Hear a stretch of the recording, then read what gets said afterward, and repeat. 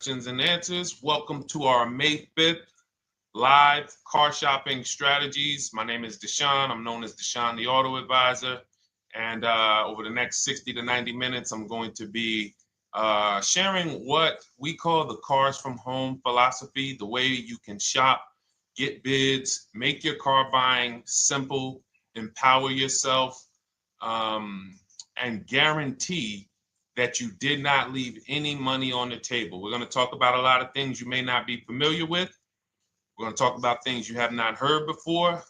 We're going to tear back some mindsets that the car business has programmed in us for their profit.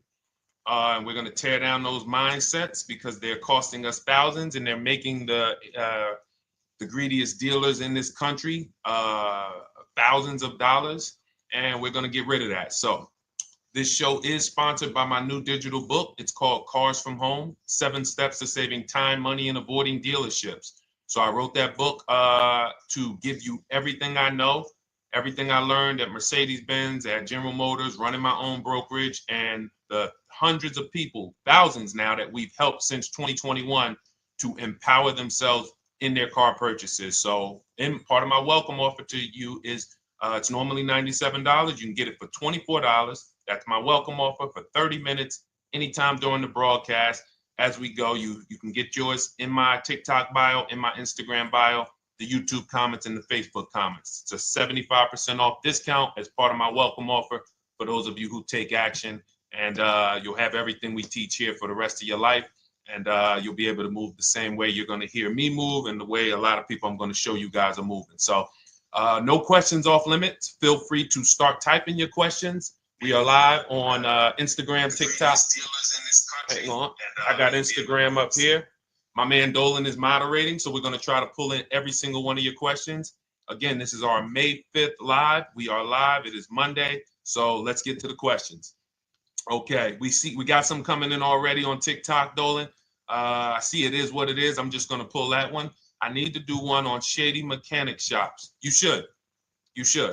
If that's your area of expertise, the public needs to know from someone who's an insider what is going on in mechanic shops. I'm sure they get a lot of value.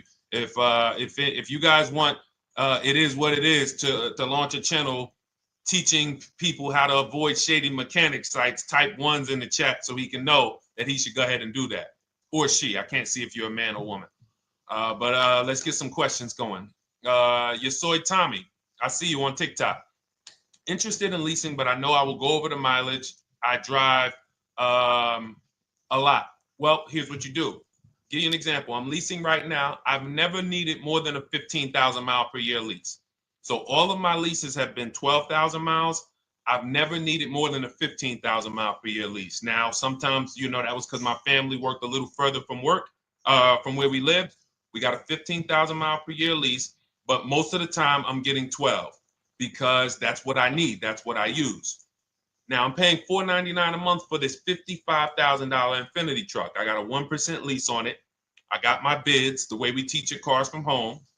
We're big on multiple offers. That's the only way you're going to save the big money and guarantee you got all the money is to get multiple bids. We teach you how to do that. You can do it by phone too. If you want to try to do it by phone, God bless you. We do it through email. We do it through emails and templates, and that's what we do. But I'm paying $499 a month for 12,000 miles. Now, let's just say I needed 15,000 miles. I would have bumped that lease up, and instead of $499, I'd be paying probably $30 more. So call it $530. Now, let's say I'm a high mileage driver at 20,000 miles. That instead of $530, I would probably be paying $620. And there I got my 20,000 miles per year. So the key is, and this is what you'll hear, people will blame the leases for not understanding that they choose the mileage.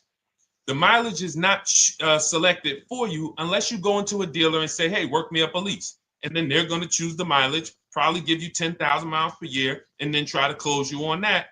But that's not the way we shop. We're going to shop and we're going to adjust our miles based on what we need. So if I needed 20,000 miles per year, I would probably be paying $620 instead of $499.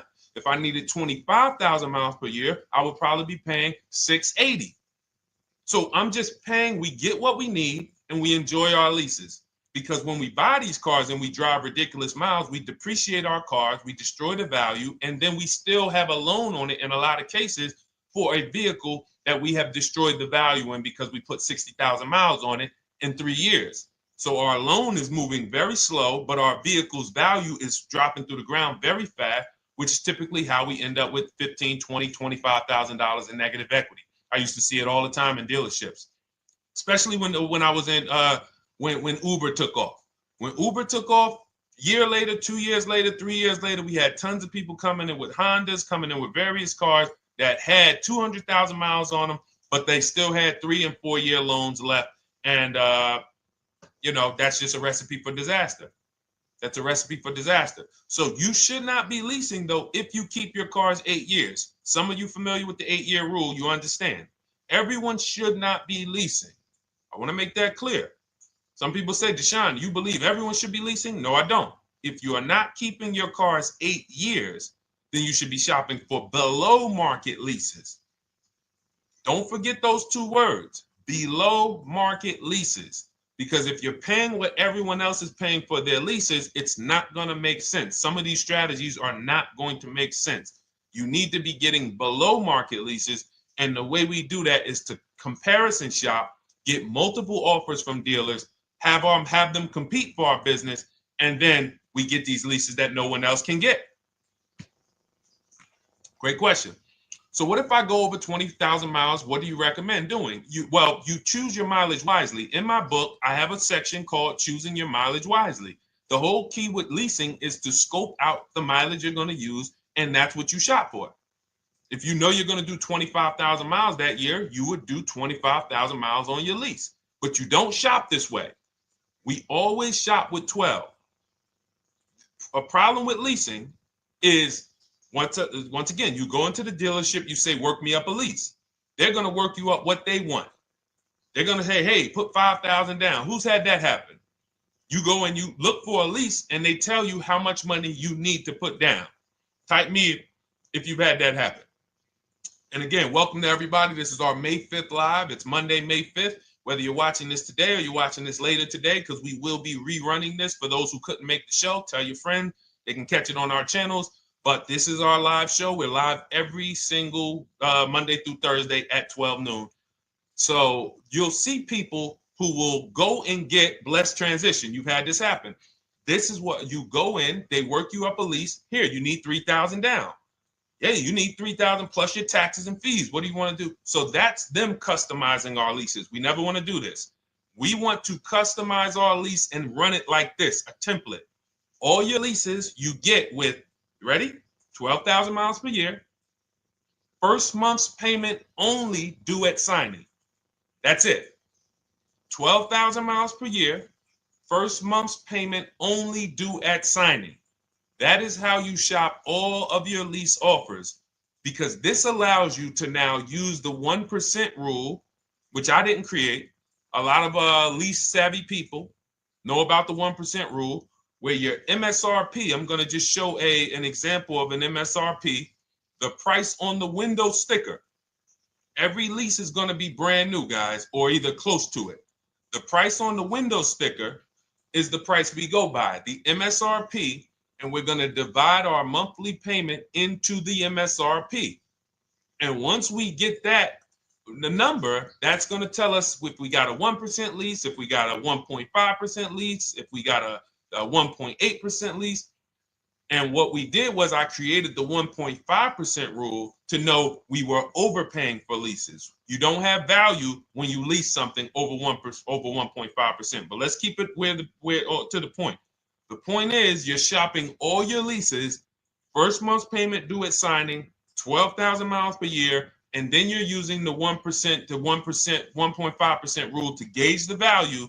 Once you find your best offer, that's when you go and you say, can you please adjust the mileage down to 10,000 because that's all I need, or up to 15,000 or 18,000. You shop your offers with 12. You find your best offer concerning what value is, 1%, 1.2%, 1.4%. You lock that up, and then you tell them, show me what the payment will be with 20,000 miles per year or 15,000 miles per year. That's going to keep you from walking into these 80% dealers which are never going to give you a below market deal, when they drop their prices, they're never going to drop low enough to beat their competition. That's why their name of the game is them keeping you from checking their competition. And then you avoid these people, you find those deals, and then you adjust the mileage with that dealer. But choosing your mileage is very important with a lease. And that's why you should take 5 minutes, 10 minutes, tally up your lifestyle over the next 3 years, and you choose your mileage that you need. Great question. Let's go, Dolan. I'm getting married today. Congratulations to Ash on Facebook, everybody. Ash is getting married today. Congratulations. May God bless you with a healthy, lifelong marriage. Hallelujah. All right. Angel on YouTube says, can I lease for 36 months, then purchase to have a lower payment instead of buying at a higher payment? Now, what he's asking or she's asking is, I want this new car, but if I buy the new car, then I'm going to have to pay for the new car, in which case it's too unaffordable. So can I lease it first and then buy the difference at the end? Yes, you can. Let's talk about why that's not that financially wise. There are signals, guys, that tell us we are looking at vehicles that are too expensive for us. Signals. Would anyone on here take a 50-year mortgage? Anybody? Anybody? We got some smart people on here. Anybody volunteering for the 50-year mortgage, ladies and gentlemen? Anybody? Come on, somebody.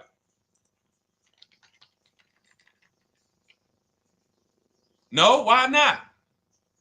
Why not? Why is everybody saying no to the 50-year mortgage? Because we know it's ingrained in us that a 50-year mortgage on a house means we can't afford that house, right? Same thing with cars. There's signals. And so when we cannot finance a brand new car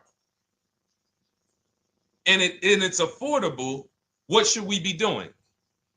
We should be going to get a pre-owned car. That's what we should be doing. So some of you have the luxury where you could afford both a new version of the car you want, and you can afford a pre-owned version, of course. So you might say, Deshone, I could afford both. I want this car, but I could afford, which one should I get, new or pre-owned? Thank you to the new gifter, Jeffrey Jones. Welcome, the Black King. Thank you so much. Gifter badges. Appreciate everyone who supports this broadcast. Thank you so much. You helped me to keep this information going. So what you're saying is, I could afford both. Which one should I get? In that case, it's a matter of your values. Do you want a brand new car? You want to treat yourself? You only get it every 10 years. So it's like, hey, I only get a new car every 10 years. I'm going to treat myself to a brand new one. Curtis Thomas, thank you for sharing. Or you might say, you know what? I want to go to value play. Even though I could afford a new one, I want to knock 20, 30, 40% off the price, and I want to get me a pre-owned version. So that's the people who could afford both. Some of you, you're like Angel, who like, I want this car, but I can't afford it new. In which case you go pre-owned, because you don't want to lease a car 3 years, even if you get a below market lease deal, great lease payment, turn around and buy the difference, because you're typically going to need a 5 or 6 year loan for the difference. Once you get that 5 or 6 year loan, you add that to your 3 years that you leased the car, and you got 8 to 9 years of payments on the exact same car. 8 to 9 years of payments on the same car. This does not make financial sense to pay that long on a car. This is, you can't reach the reward stage where the car is paid off and you're putting money to the side for maintenance and repairs. You know, you got a paid off car, because the goal with purchasing is to get to that long-term ownership where the car is paid off. I don't owe anything on it. You know, I got a couple $100 I put to the side for maintenance and upkeep, but that's all. That car is paid off. I can keep that thing for 15 years. I can pass it down to my son, my daughter. We got an extra car in the family. That is the value of purchasing. So if you have a payment for 8 years on a car, you don't get to that stage. So that's why before I would ever recommend someone lease and then purchase the balance, I would recommend someone purchase a quality pre-owned car and get it at a below market price. Okay, does that make sense? Okay, everything that we're talking about, guys, is in my new digital book. It's called Cars from Home, 7 Steps to Saving Time, Money, and Avoiding Dealerships. Has everything we teach, because the name of the game is learning how to structure your deals. When should I lease? When should I purchase? And then once you have your structure, getting bids on everything to make sure you don't leave any money on the table. When you get bids on everything, you're never going to lose any money on your trade-in, because you didn't just get one offer on your trade-in, you got bids. You're never going to overpay for your interest rate, because you didn't get one offer on your loan, you got bids. You're never going to overpay for the new car or the used car you're buying, because you didn't get one offer on it, you got bids. And that empowers you to control the transaction. That is what we teach. That's in my new digital book, step by step. You can get your copy for 75% off, normally $97, but it's part of our welcome offer for 30 minutes. You got it in my TikTok bio, Instagram bio, YouTube comments, or the Facebook comments for $24. Okay, enjoy it, use it. All right, let's keep it going. I need to buy a car. I want to know how to buy the advertised new the new SUV vehicle for under $10,000 or even under $20,000. I don't really understand the question. Let me read it again. I need to buy a car, and I want to know how to buy the advertised new vehicle for under $10,000 or even under $20,000. Are you saying that's the discount you're looking for, or are you saying that is my budget? Please let me know. I don't quite understand. Go ahead to the next one, Dolan.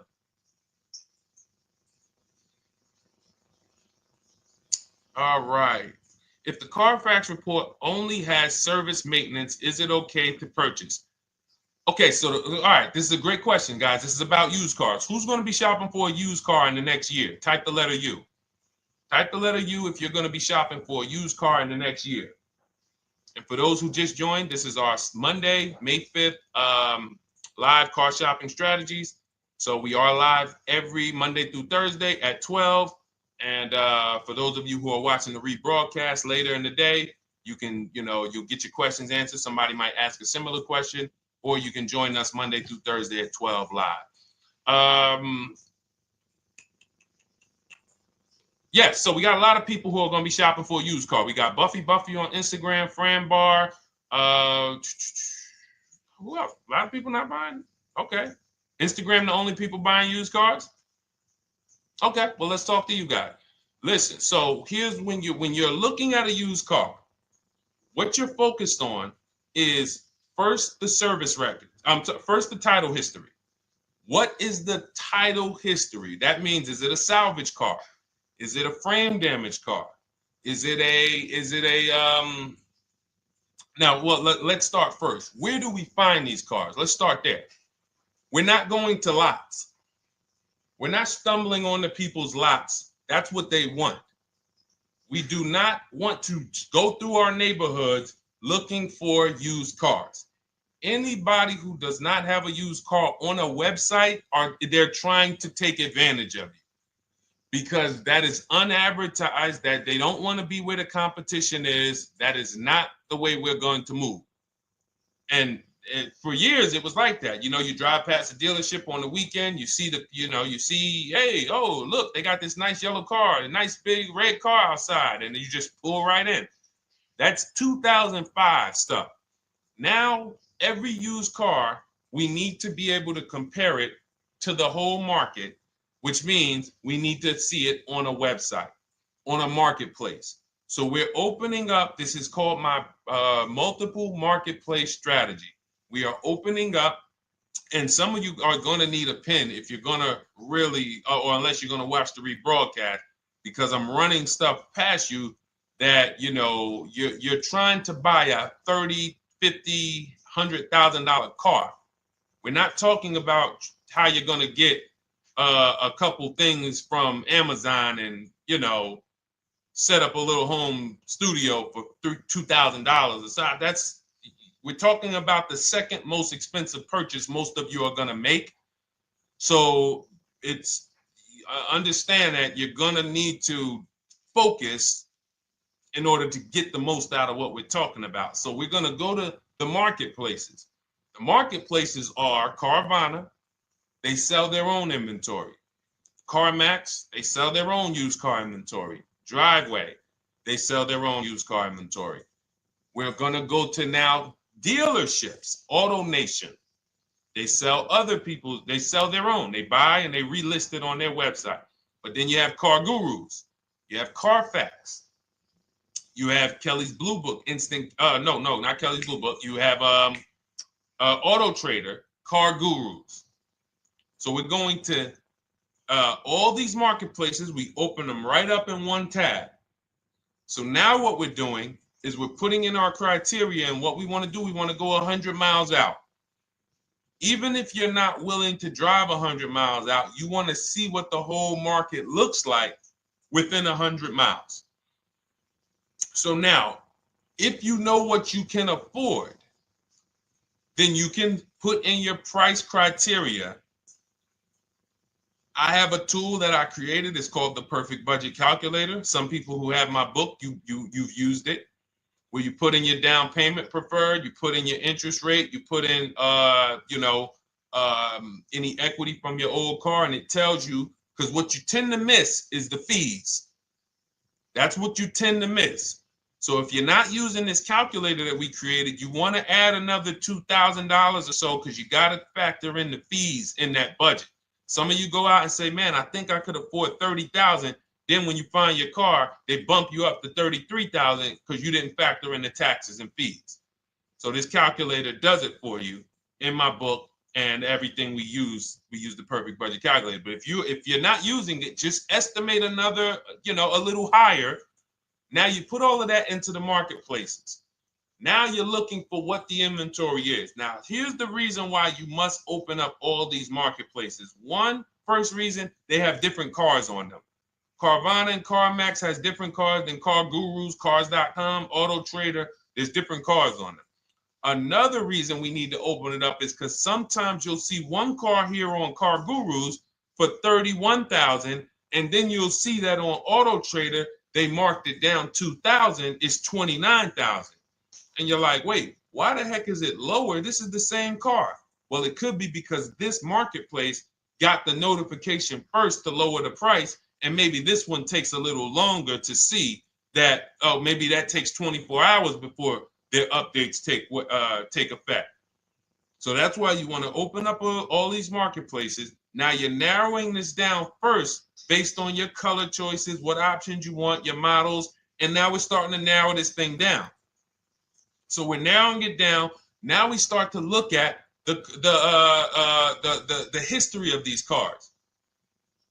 This is the best way to start narrowing down your used car search. Let's now dive into the history. I need the Carfax. Now, some of these websites will give you a free Carfax. Some of them will try to make you buy a Carfax.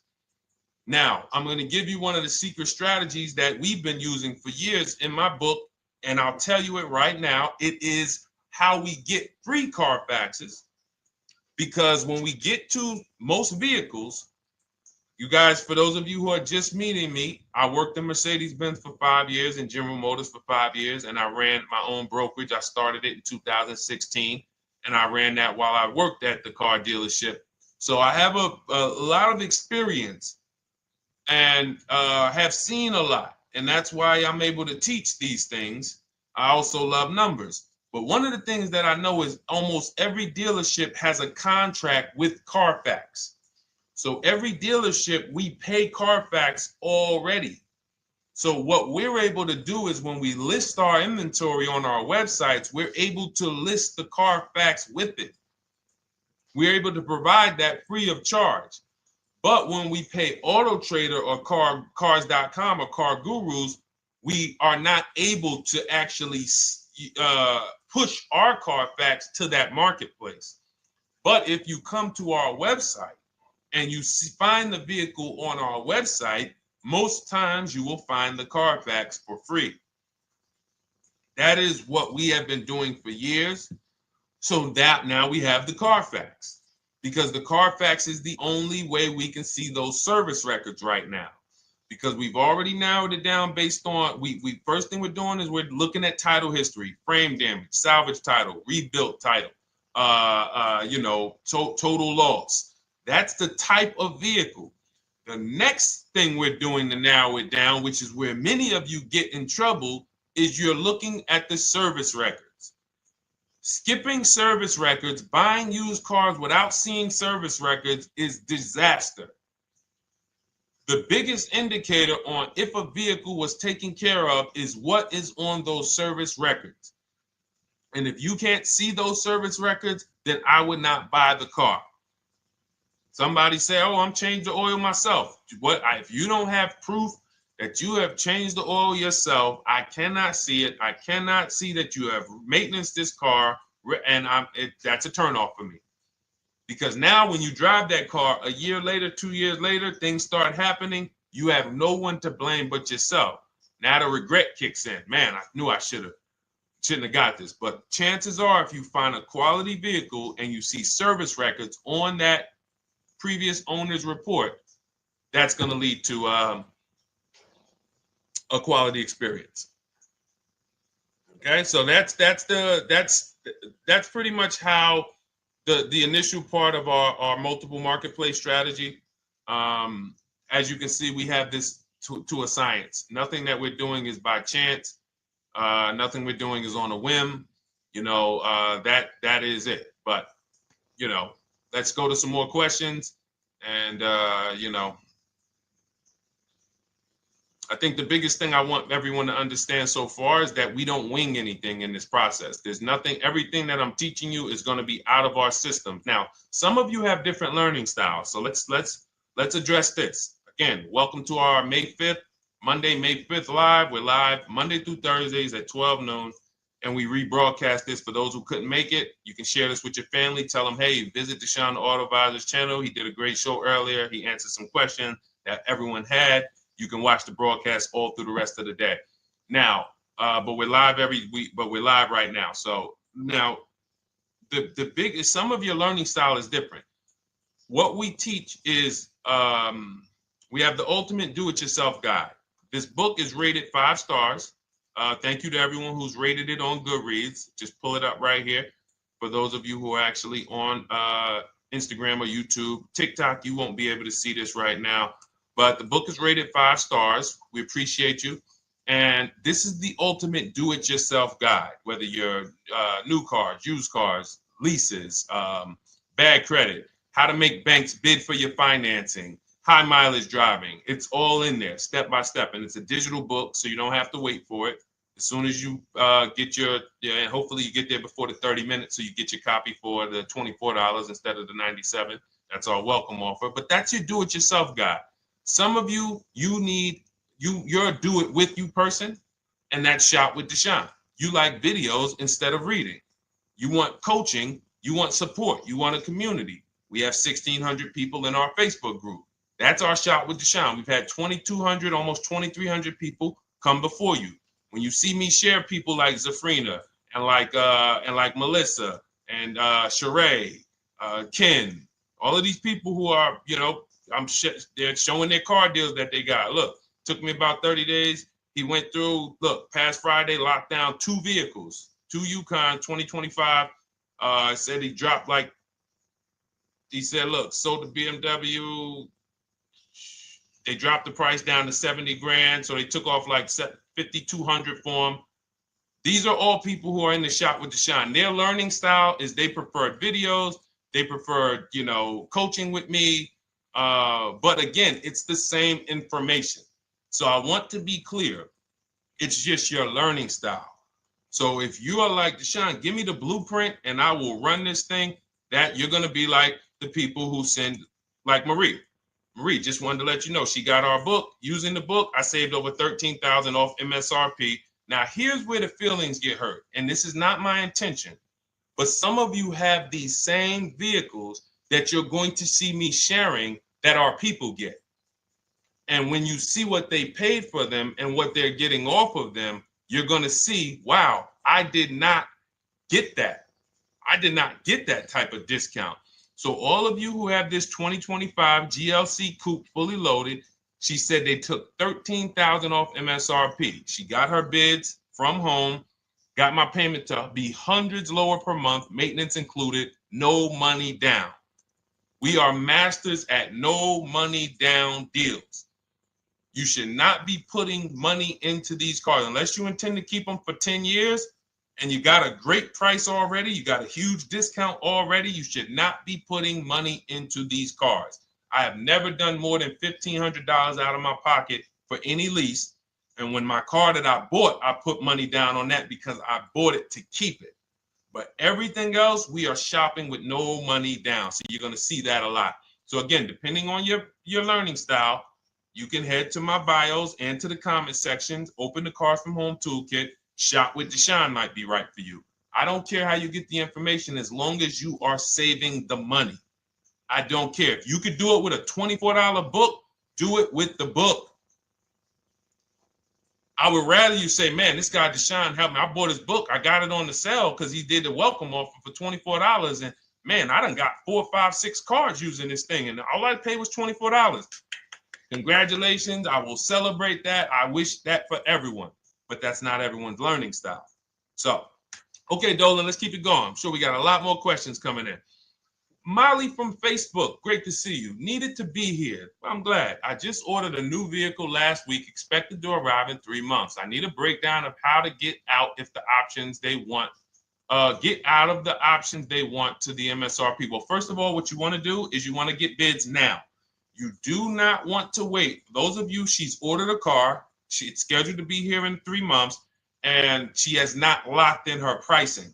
Now, the reason when we order a car, we are always getting our bids first because the closer your car comes to arrival, the less leverage you have. They know once that car comes in there, she's been waiting for 3 months. She is not going to want to walk away from this car. She is not going to want to do this all over again. And they're going to probably take a shot and say, or if you look for a discount at that point, you probably are going to be like, no, I'm sorry, we can't give it to you. So what we're going to do is we have to now send that request out. Now, there's 2 ways for you guys to do this, whether you're leasing or purchasing new cars. 2 ways for you to do this. You can do it your way, which is calling around. Calling around, not going into dealers, calling around, ask for sales managers, try to get yourself at least 5 offers. Because the only way you're going to see how overpriced the offers are is to actually get multiple offers. So I'll give you an example. I'm showing you guys on the screen what a market report looks like. So we also have a division. We shop for people's new cars and their leases if they have good credit. So when you see, oh, I tried to pull it up. It's not loading.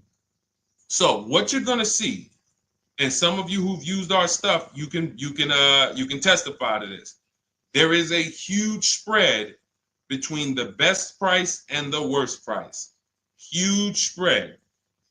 So in order for you to know you actually got the best price, you need to see 4 other offers that are higher. I'm going to say that again. Thank you to all the gifters on TikTok. Thank you, Jeffrey Jones. Appreciate it. You need to see other offers that are higher. So let's go back to my car. This dealer who won the bid for my Infinity truck saved me over $8,000. Now, he said to me when I was making the deal with him, he said he knew that I was not going to find a better offer because he had used a special coupon he had to apply towards the deal. He needed the deal that month, and that's why he won the bid. So he's able to take off $8,000. If I was purchasing, I would have got $8,000 off the price. But I leased it, so my lease payment was $499 a month with $1,270 down total. And $1,270, $499 of that was my first payment.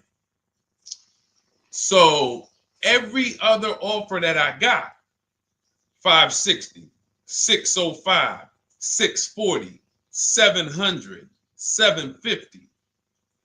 That's how you know you did it right. If you don't have a bunch of the 80%, we call them. This is the 80%. Some of you've heard me say we don't negotiate with dealers with fake fees. It's a losing battle because even when they take off all the fees, they're still super high. I'm going back and forth by email. So if you're using what we teach, you're taking minutes out of your day. You're going back and forth with email. We close deals in 60 to 90 minutes. I'm not inviting anyone to car college. 60 to 90 minutes of emails back and forth. Next thing you know, we're closing a deal. But you're going to see, even after back and forth and telling the dealers through email, you can do it by phone. Hey, I'm shopping other dealers. Please make me your best offer. I have all the templates written. So when you're using our stuff, you don't even have to wonder what you're going to say. You just copy and paste our template. But even after that, you're going to see, wait, these people are still giving me super high prices, even though I told them I'm shopping, even though I told them I'm serious, I could buy the car right now, even though I gave them every single thing I need to give them to get an offer, they're still $150 a month higher than my best offer. That's going to prove to you that they are the 80%. They are not coming down. When they say this is our best deal to their customers walking inside, they're not lying. It is their best deal. It is not the best deal. It is their best deal. Their competition's best deal will blow their best deal away. And the only way you do that is by getting bids. So that's what you need to do, Molly. Take exactly what you're looking for. If you want to call around, call some sales managers and say, hey, listen, this is what I'm looking for. I put in an order, but I'm not dead set on the price yet. Haven't really gotten, I want someone to lock in a price for me. And hopefully you're purchasing, because if you're leasing, it's tough, because once that lease comes in, you do not know what the lease program is going to be. So if the lease program is bad, then you could find yourself jammed up. Now, here's what we try to do to prevent that. It's not always possible. Here's what we try to do. Once you have found the best dealer who's won the bid, now what you're going to do is say, based on this price that you're selling me the car for, can you give me a lease estimate now? So let's say I'm ordering this Infiniti. I shop around, I find a dealer who says, all right, Deshone, I'll place the order. I'll take $6,000 off list price for you if you do the business with me. Perfect. Can you give me a lease quote based on that now? I know this is not the vehicle. My vehicle's coming, but can I get some type of an estimate of what it would be? And then I look at that, and if it's affordable, now I place my order. But I'm not placing an order for a lease blind, not knowing what my payment's going to be when that car gets here. Okay? Does that make sense? I know I may be typing. This is heavy. That's why I told you guys, when you're here with us in car buying, below market car buying strategies, this is like short 60 to 90 minute master classes. This is not lives where I'm showing you how to make macaroni and cheese and turkey and like, okay, yeah, you got your music playing in the background. Hey, listen, all right, what I need? Oh, hand me the Sazon. No, you could do multiple things. This is heavy finance talk for 60 to 90 minutes, and it will change your life. And I just saw my girl, Lisa. Lisa, good to see you. Lisa's been, she's been learning from us and rocking with Cars from Home. Let me see. I'm glad you clarified, even if no money down on the lease, you still really have to give them the first month's amount. Yes, I don't know what I'm going to do yet, buy or lease. No matter, I'm learning lots and sharing with my peeps. Thank you, Lisa. Thank you. Now, technically, you don't have to give them the first month's payment either. What I do is our templates all involve shopping, first month payment due at signing. But if I wanted to, so let's say, for example, on this $499 a month lease I got on the Infiniti, and I'll actually will add this because I'm glad you said that. The lease, is that your first month's payment? So it's not considered money down. It's considered your first month's payment because you're leasing, you're paying 36 months or 39 months. We don't do 4-year leases. We don't even do 3.5-year leases in most cases. We're not doing it. It's 36 months, 39 months. And if they have a really, really good program for 2 years, they will tell us about it.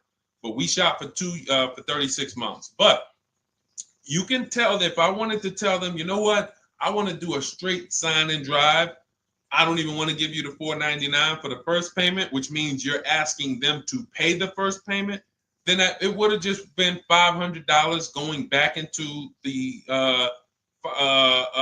cap cost, which would raise the payment probably with interest and taxes, maybe 15, 17 bucks, something like that. So if I truly wanted to bring nothing to the table, I can just have them to, cap the first month's payment. You can do that. You can do that. So you can ask any questions. I know you're in our Facebook group, and so you let us know. But the 8-year rule is your basis for leasing versus buying. The 8-year rule, when you guys open up my book, you'll hear me talk about this. I'm going to make a whole lot more videos about the 8-year rule because it is the parameters for how to know whether to lease or buy. It takes into account how drastic cars depreciate.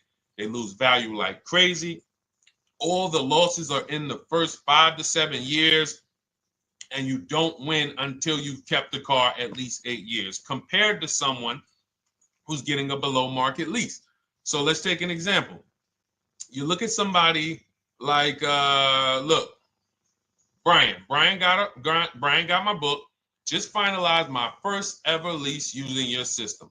2025 HRV Sport all-wheel drive, $30,000, $505 MSRP. So this is a $31,000 vehicle almost, and he got it for $395 a month, which is a 1.2% lease, no money down.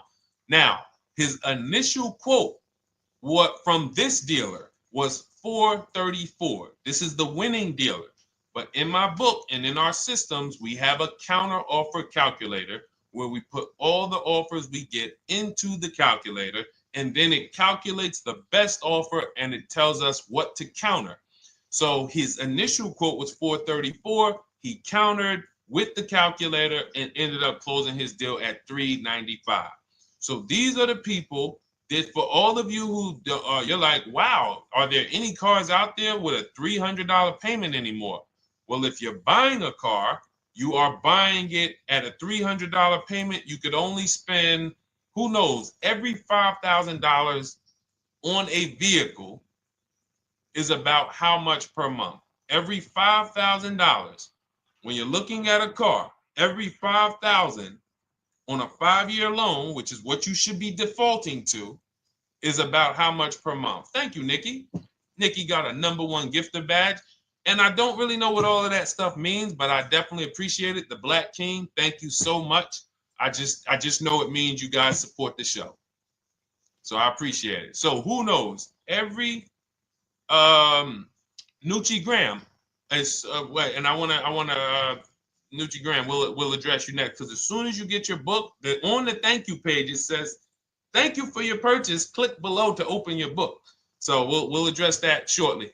But okay, thank you, Lisa. Yes, every $5,000, and Nikki, $100. So this keeps you in the safe zone. When you are looking for how much loan I'm going to take, you are looking and saying, every $5,000 is going to cost me roughly $100 per month. So if I want to spend $400, then my loan needs to be about $20,000, which means I'm looking at this car. If I'm going to buy it for $23,000 plus fees, and I want to be at $400, I'm going to have to come up with some more money down, because I need to get my payment here. I need a $20,000 loan. I'm not going to go in looking at a $20,000 car and thinking, man, can they get me to $250 a month on this? No money down, because the math doesn't make sense. Because the only way they can get you to that is to put you in a 7 or 8 or 9 year loan, which is a horrible deal. And they've done it to a lot of people, because you go in and you just say, get me to this monthly payment. And they're like, well, you didn't say how long. You come in later, hey, man, my loan is, I remember, man, a guy called me, and this is, unfortunately, people are not trained to look at how long their loan is. Early in my career, I think I was still with General Motors, and a guy came in and he had some vehicle, And he was like, D, could you look at this, man, and tell me, because I don't, I'm trying to get out this thing, man. They telling me I can't get out of it now. That's a recipe. You bury yourself when you make these types of moves. They're saying I can't get out. I looked at his contract. It was a 96-month loan. 96-month loan.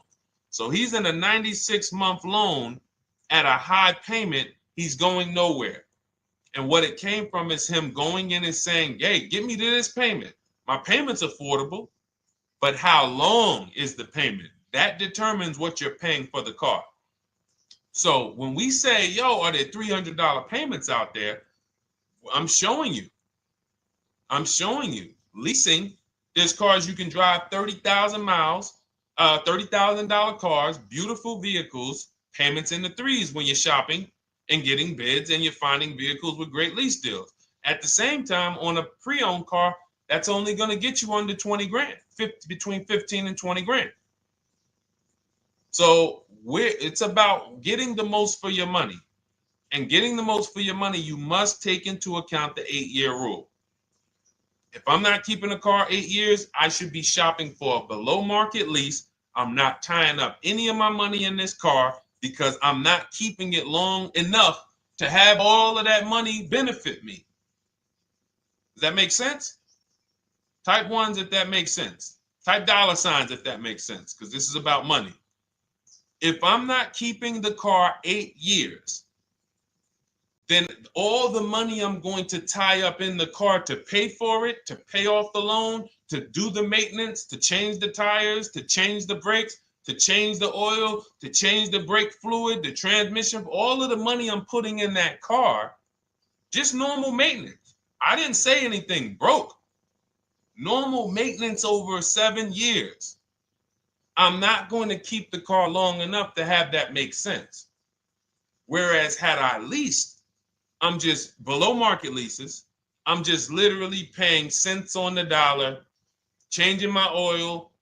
Most of the times I'm out the car before I need brakes, unless some of you are driving 15,000 mile a year leases, and then sometimes you will replace the brake, but it still does not compare to the cost of purchasing.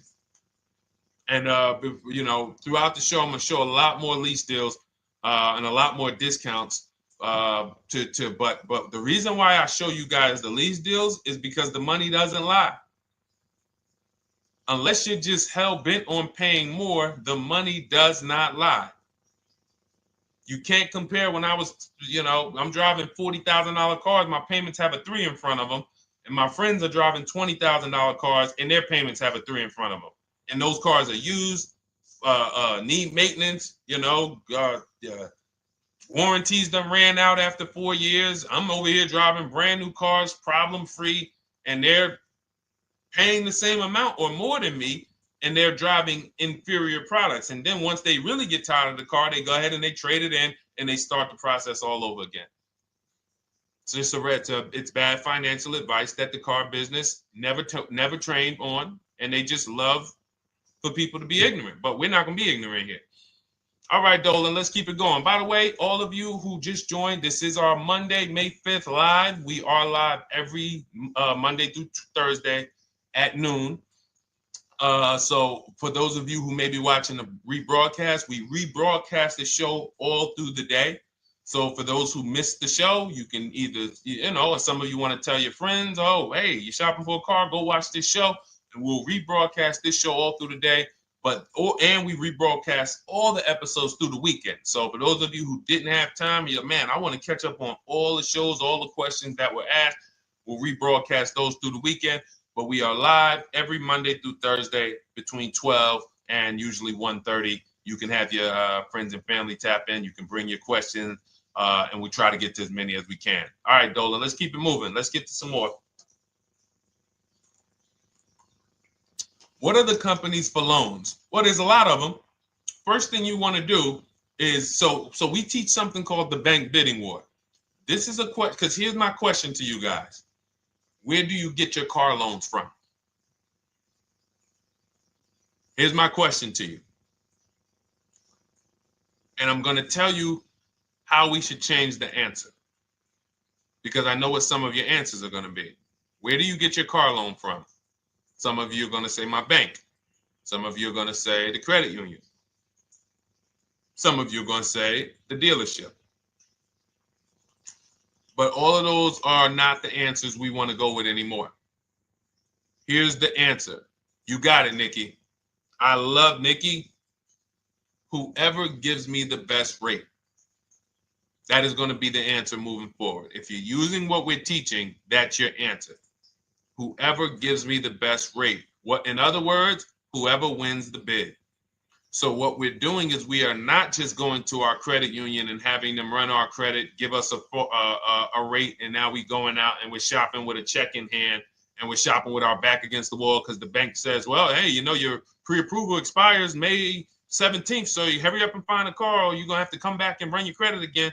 Now we're over here and our bank is putting our back against the wall. That's ridiculous. So what we do is we use what you should do is you should look at the average interest rate. If you have average credit, look at the average interest rate, and then you use that to budget. Again, I have a calculator that we invented. It's a proprietary calculator. You can't find it on Google. It's in my book. It's in our course, Shop with Deshone, in our checklist, our video checklist. This is stuff that, again, we don't, if you notice stuff that I teach, it's not anywhere. Deshone, why can't I find an 8-year rule on YouTube? It's because it's Cars from Home. We created it. I can't find the 1.5% rule. No one else teaches that because it's our intellectual property. We created it. I don't mind people saying it, but they need to understand we didn't find this stuff. We created the stuff. So calculators, we invented them.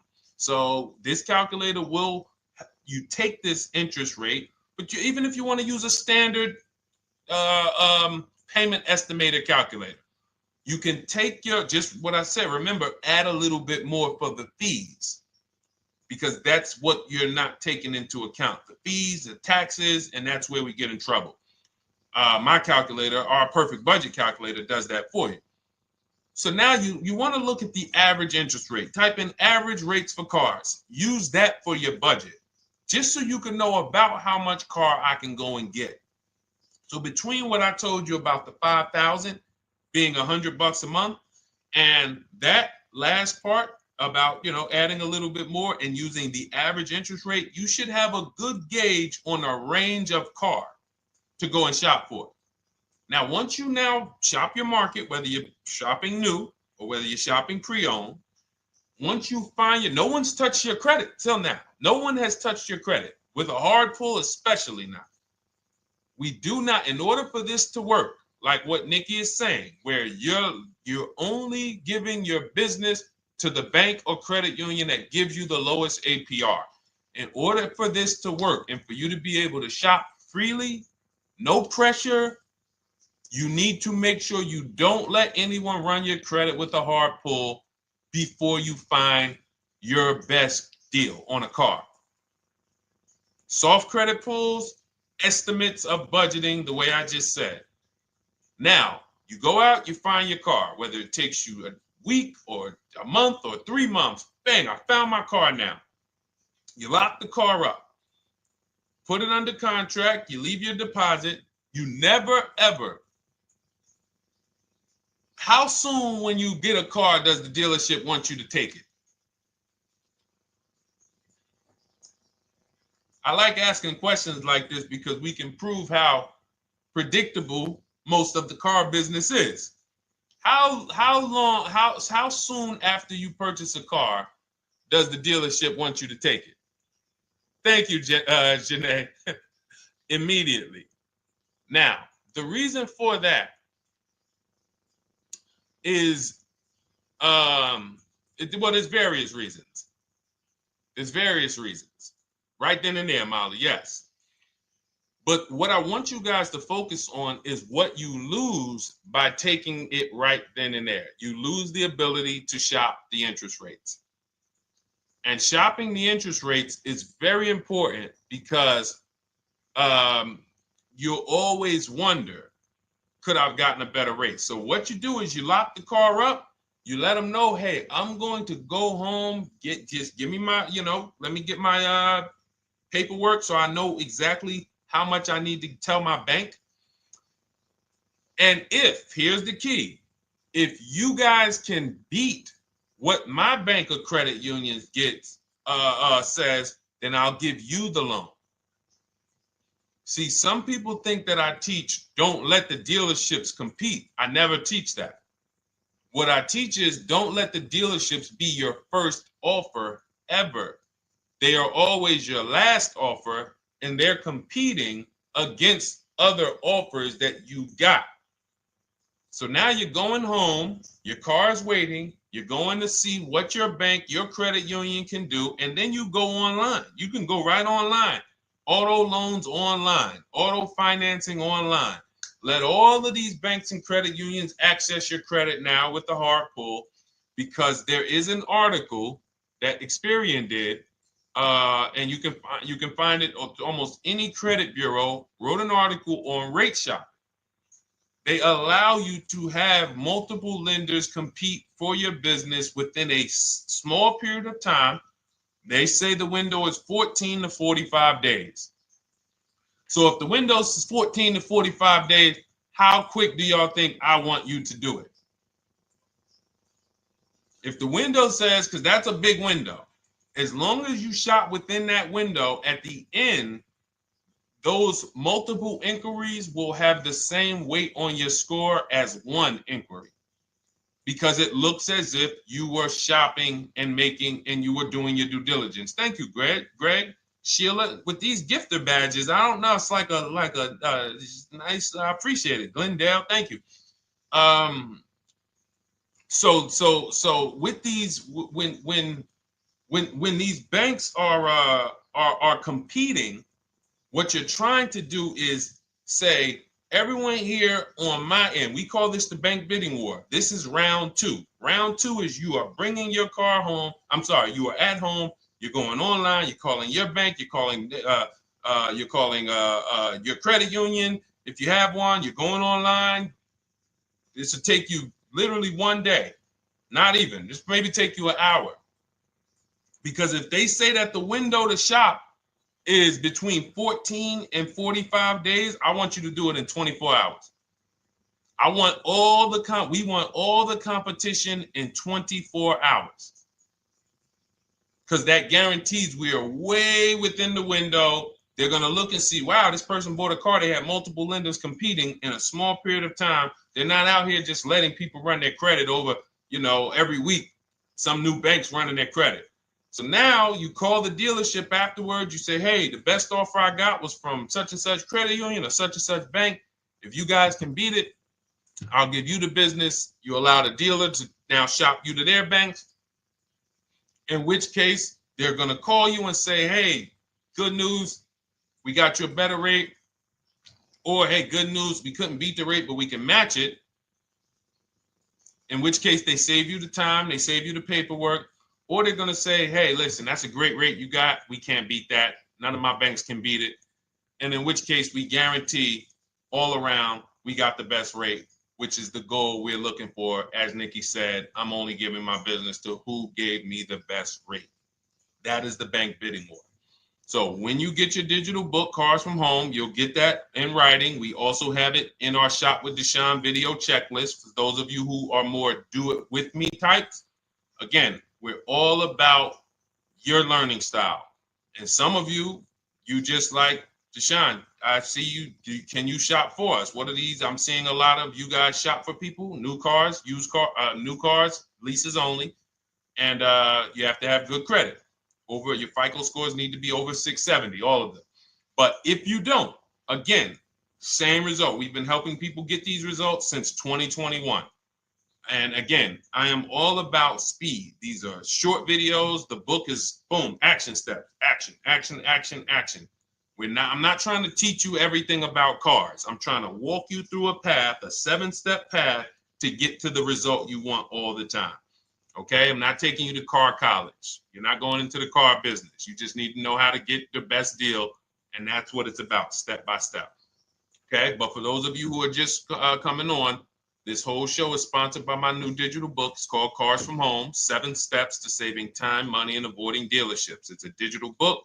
Everything we teach about new cars, used cars, leases, below market financing, high mileage driving tips, bad credit tips for those of you who have your credit is not going to qualify you for everything else we're talking about. You need specific strategy. We have that specifically for people with bad credit inside my book and inside Shop with Deshone. So that's why I never believe in one size fits all car buying advice, because all of you are in different situations. So how does somebody look saying, you all should do this? We're all in a different situation. I have a trade-in. He doesn't. He has a lease that's coming due. He doesn't. Oh, he has a lease that's coming due. He has equity in it. We need to help him get that equity out. He has a lease. It has an equity, but it has a third-party restriction. We can't talk to people the same. That's why everything we do is custom and letting you know, no matter what your situation is, it's very common to us. Very, very common. So, all right, let's keep it going. We got some more time, Dolan. Pull them up. More questions. All right, yeah, I see we got a couple more coming in on TikTok. How do I get the book? Well, the book is in my TikTok bio. In my Instagram bio, there's a website there. It's Cars from Home Toolkit. And then you'll see the welcome special for $24. So the book is normally $97, but as part of our welcome special, you got 30 minutes to get yours for $24. So you won't pay the $94. You get 75% off. We also have a link for you guys on Facebook and YouTube in the comment section so you can get your copy. And if you're going to spend a couple more minutes with us, I would appreciate if you share the broadcast with one person that you care about, so that can help. We can help get this information out, and we can help change lives. If you didn't receive your ebook, well, first of all, as soon as you purchase your book, you're going to see a thank you page. It says thank you. Screenshot this page, and then it says below, click the link below to open your book. So you actually get the link to open it as soon as you make the purchase. And then I say I also emailed you a copy. So sometimes people type their email in, one letter's wrong. Obviously, we can't send a book to an incorrect email, which is why I have my support team's email right on there, so that if you don't see that book within 5 to 10 minutes, you email my support team, hey, I didn't get the book. They'll get you the book right away. So as you can see, I want you to, Dolan, can you put up, do we have anywhere with, we can put up the support team's email for this person, and just send an email to support. There you go. Thank you so much. Support at Deshone the Auto Advisor. Thank you, Dolan. Best moderator in the world. All right, so shoot them an email. Just let them know. Give them your first and last name, and they'll check the record, make sure that we have a purchase from you, and they'll send you your book right away, so you can dig right into it. Okay? All right, let's keep it. We work with clients all around the country. What I'll start doing, I wanted to bring some on here today, but I can't load them up. The system is showing an error. So I got a lot of people. I always bring tests. I always like to show results. So, I'm a results person. So you'll see a lot of people that I share. Brian, who has our book, and his lease. Marie with her $13,000 off. All of these people made deals from home. They were not in a dealership negotiating this. You got look, Frank. I bought your book. Use your system, and just close my deal and have positive results to report. I love when y'all email me, by the way. Like, please continue to do this. A caveat is I wanted a just released 2026 Genesis G70 Advanced, and there are no incentives. I could have gotten incentives on the 2025. However, I wanted the 2026, and I was willing to pay. So even with high demand cars, even with cars that are rare, this is the situation. I reached out to 20 dealers, and I received 9 offers for 36 months, 12,000 miles on a $58,000 MSRP. The initial offers range from $1049 to $901, with everything in between. I counter offered using the calculator that we have, and closed the deal at $815 on a $58,000 MSRP. That's a 1.4% deal. Now, mind you, that on a vehicle on a 2026 with no incentives, which means every bit of that was the dealer taking off money for him. He probably had to get at least $5-6 grand off to have that deal come in the 8s, when other dealers were quoting him 9 up to 10 and mid $1,000 range. So but so I show the book testimonials, I show my Shop with Deshone testimonials. But I want to start bringing these market reports so you guys could actually see that's our team shopping all around the country. And that allows us to stay, we're able to just stay on top of the market, like from state to state. It proves like this stuff is not, oh, if you're in New Jersey, the deals are better. Yeah, if you're in Florida, the deals are better. If it's California, we don't have deals out here. All of this stuff is not true. And thank God we have people using the Cars from Home systems, be it by book or be it by our video checklist, or be it us shopping for people all around the country where we can tell you beyond a shadow of a doubt. I can show you market reports from Texas, from Oklahoma, from South Dakota. We did a deal for a Mazda, a South Dakota deal, Nebraska, California, Florida, Georgia. We're shopping for people all around the country. And there's great deals everywhere in the country when you know how to make dealers bid. Because you're always going to find that 20% dealer who just wants to beat their competition. They're the best in the region. And you got to go out to find them. You got to have a system to find them. Because most of the dealers are not them. Most of the dealers are the 80%. That's just the way it works. It's a numbers game. And the 80% are very expensive. And when you walk into the 80%, they'll go down. You're like, oh, man, all right, can you take off? Can you get me down like, yeah, man, you're like $150 a month higher than where I could be, my max. And they go back and forth. They're like, man, I could take off $50 a month. Ah, man, that's the best you could do. And then next thing you know, you get down to 100. Yeah, all right, we'll take off $100 a month. And you're like, all right, I guess I'll take that. You don't realize that a 20% dealer, not only were they nowhere near your max budget, they were $100 less than your max. You're talking to the 80%. The 80%, when they come down, they're still here. The 20% are here. So you're over here with an 80% dealer walking into these dealers. 8 out of 10 dealers over here are 80% dealers. So y'all talking them down like this, and y'all thinking we winning. Oh, I talked them down to this. Meanwhile, the 20% dealers are here. 20% dealers will launch a bid. We gotta cut. Oh man, if this thing wasn't broken, tomorrow's show, I'm gonna bring on a lot more market reports. We got dealers who come right out. We getting offers 700, 790, 820. Dealer come right out 650.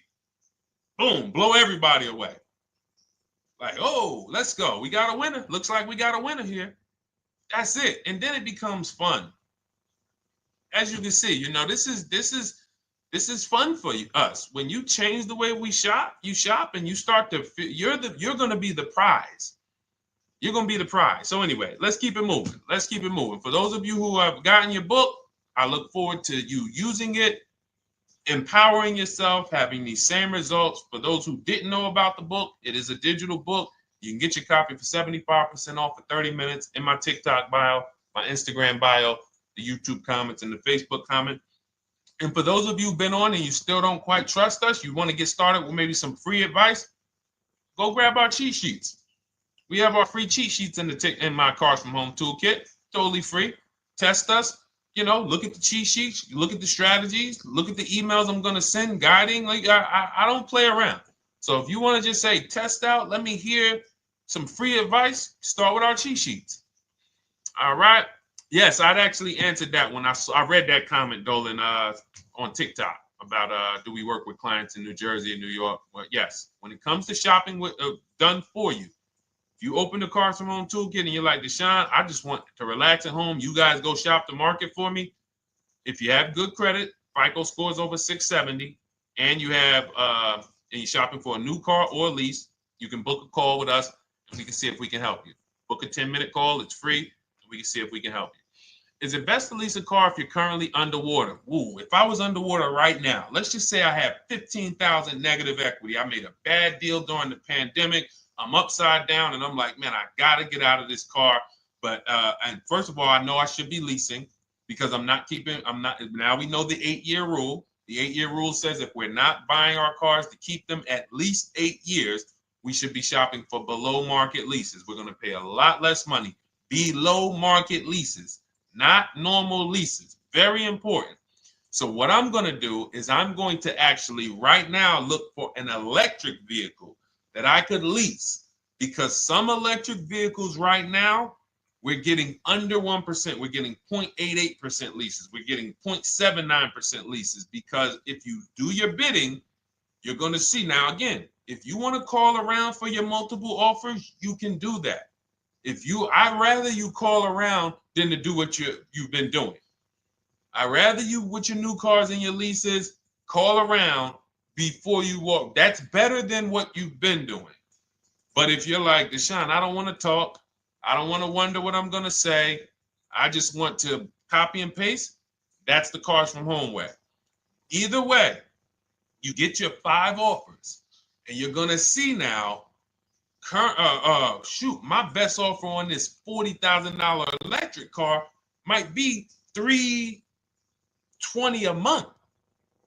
So I'm now driving a $40,000 car. If I didn't have my negative equity, then I would be driving it for $320. But now I got to bring this negative equity over. Now, the reason why you want to look at these electric cars for this is because if you try to bring a bunch of negative equity over, what ends up happening is you're now messing up the loan to value ratios, and the bank won't approve it. So you might go in and look at a $40,000 car, and now you bring this 15 grand of negative equity, and the bank is saying, we're not going to loan $55,000 on a $40,000 car. We're not doing that. So that's when they'll say, some of you may have heard this before, you have to put money down. They'll say, we can't get you approved unless you can put $3,000 down, $5,000 down. You have too much negative equity, and the bank is not going to approve it all. But when you get your bids on some of these electric cars, you're going to get $10,000, $15,000 off. And this is specifically what I would be looking for. I would be looking for the electric vehicle that when I get my bids, I'm saving 15 to 18 to 20 grand off. And if you guys don't think that's possible, you haven't been here for long. You know, this is Milligan. She bought her Mercedes EQE last year. She literally, MSRP of her car was $79,245. She got almost $30,000 off the vehicle. Almost $30,000 off the vehicle. $51,359 is her price. $79,000 vehicle. She got it after rebates, after discounts, after everything. $51,359. So you take a vehicle that you can get a huge amount of money off, then you bring your negative equity over. So now that payment goes from $320. Yes, it might go up to $575 or $600 even. But I know I'm in a nice car now. I'm in a brand new car, and after 3 years, I'm done with that negative equity. So that's what I would be doing. And if God forbid the car gets totaled while you're driving, you're out of the negative equity in a lease.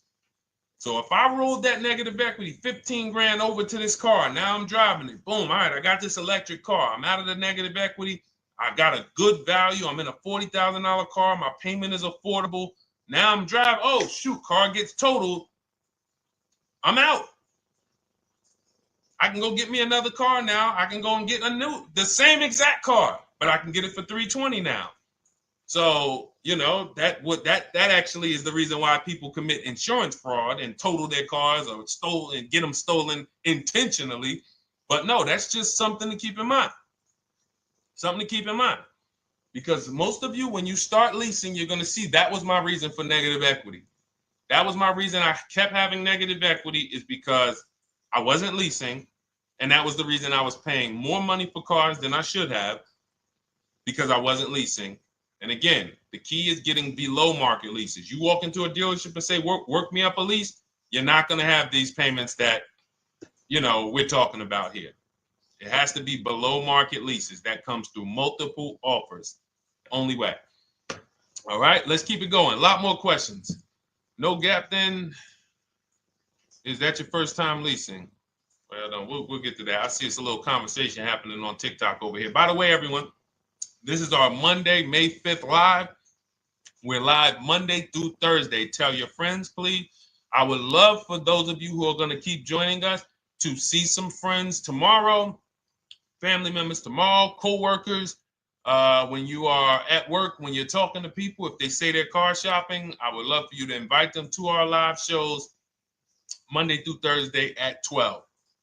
And if they couldn't make the show, we will rebroadcast each episode for the rest of the day. So after today, after we end the show, if you guys want to refresh on some things or you want to whatever, you want to send people, we will rebroadcast this episode for the rest of the day. And then on the weekends, we put together a weekly compilation. We broadcast them all just for the people who couldn't make the live shows. But every Monday through Thursday, we are here. And yes, happy Cinco de Mayo to you too, Nikki, and to everyone who celebrates. All right, what do you think about waiting till December month, mid-month to buy a vehicle? I do not. Dealers need cars to sell before that. It's a myth. All right, we're going to dispel a myth, okay? When have we been taught that the best time to buy a car is? Thank you to everyone running up the likes on TikTok. We're at 3,400 likes. Every time you hear something you like, you double tap the screen. That makes a big difference. It sends a message to TikTok that we're doing something good over here. Okay, end of the month. Yes, sweet now. End of the month. So we're gonna peel, like I told you guys when we started the broadcast, right? We are gonna, yes, Molly, last day of the month, right? So this is what we have been taught. Last day of the month, come on in. That's where your deals are, right? Let's look at this logically. As a former car salesperson, the times where where I saw the dealer or myself being the most desperate was the times where we did not have a lot of customers. Sometimes you look up, it's the 10th of the month. They call us into a sales meeting. They say, hey, guys, we got to sell 200 new cars this month. We are only at 40. We are way behind. We are tracking way behind. Call anyone you know who's a real customer. We are entertaining every reasonable offer.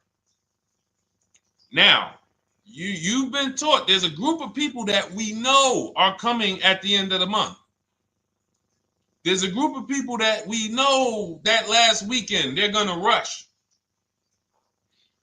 But there's no desperation there from us because we know they're coming. So we look and say, I'm much more desperate at various times throughout the month than I will be at the end of the month. Because think about it. Every time you go into the dealership at the end of the month, is it dead or busy? You go into the dealership most of the time at the end of the month, is it dead or busy?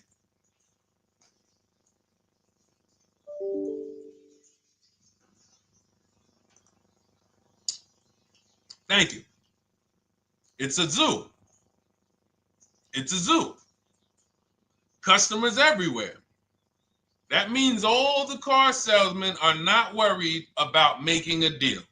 In fact, they're looking at you and saying, hey, Molly, thank you. Listen, I know the payment's $780 a month. I know you said you wanted to be at $499, but we've been going back and forth. Can you work your way up, get closer to the $780?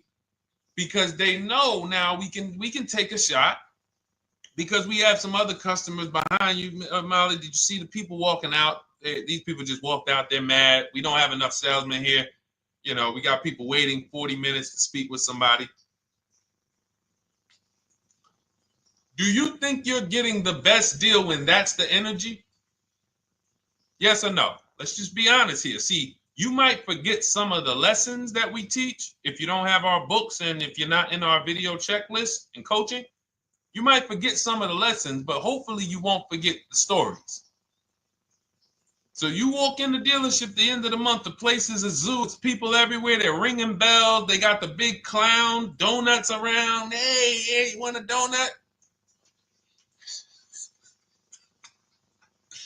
Do we think there's desperation? Thank you, Sheila. Thank you, Molly. There's no desperation here.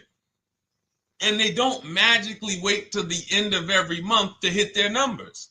Some dealers hit their numbers at the 25th of the month. Numbers are hit. We still got people coming in end of the month. So What we want to do to answer the question is we want to be positioned.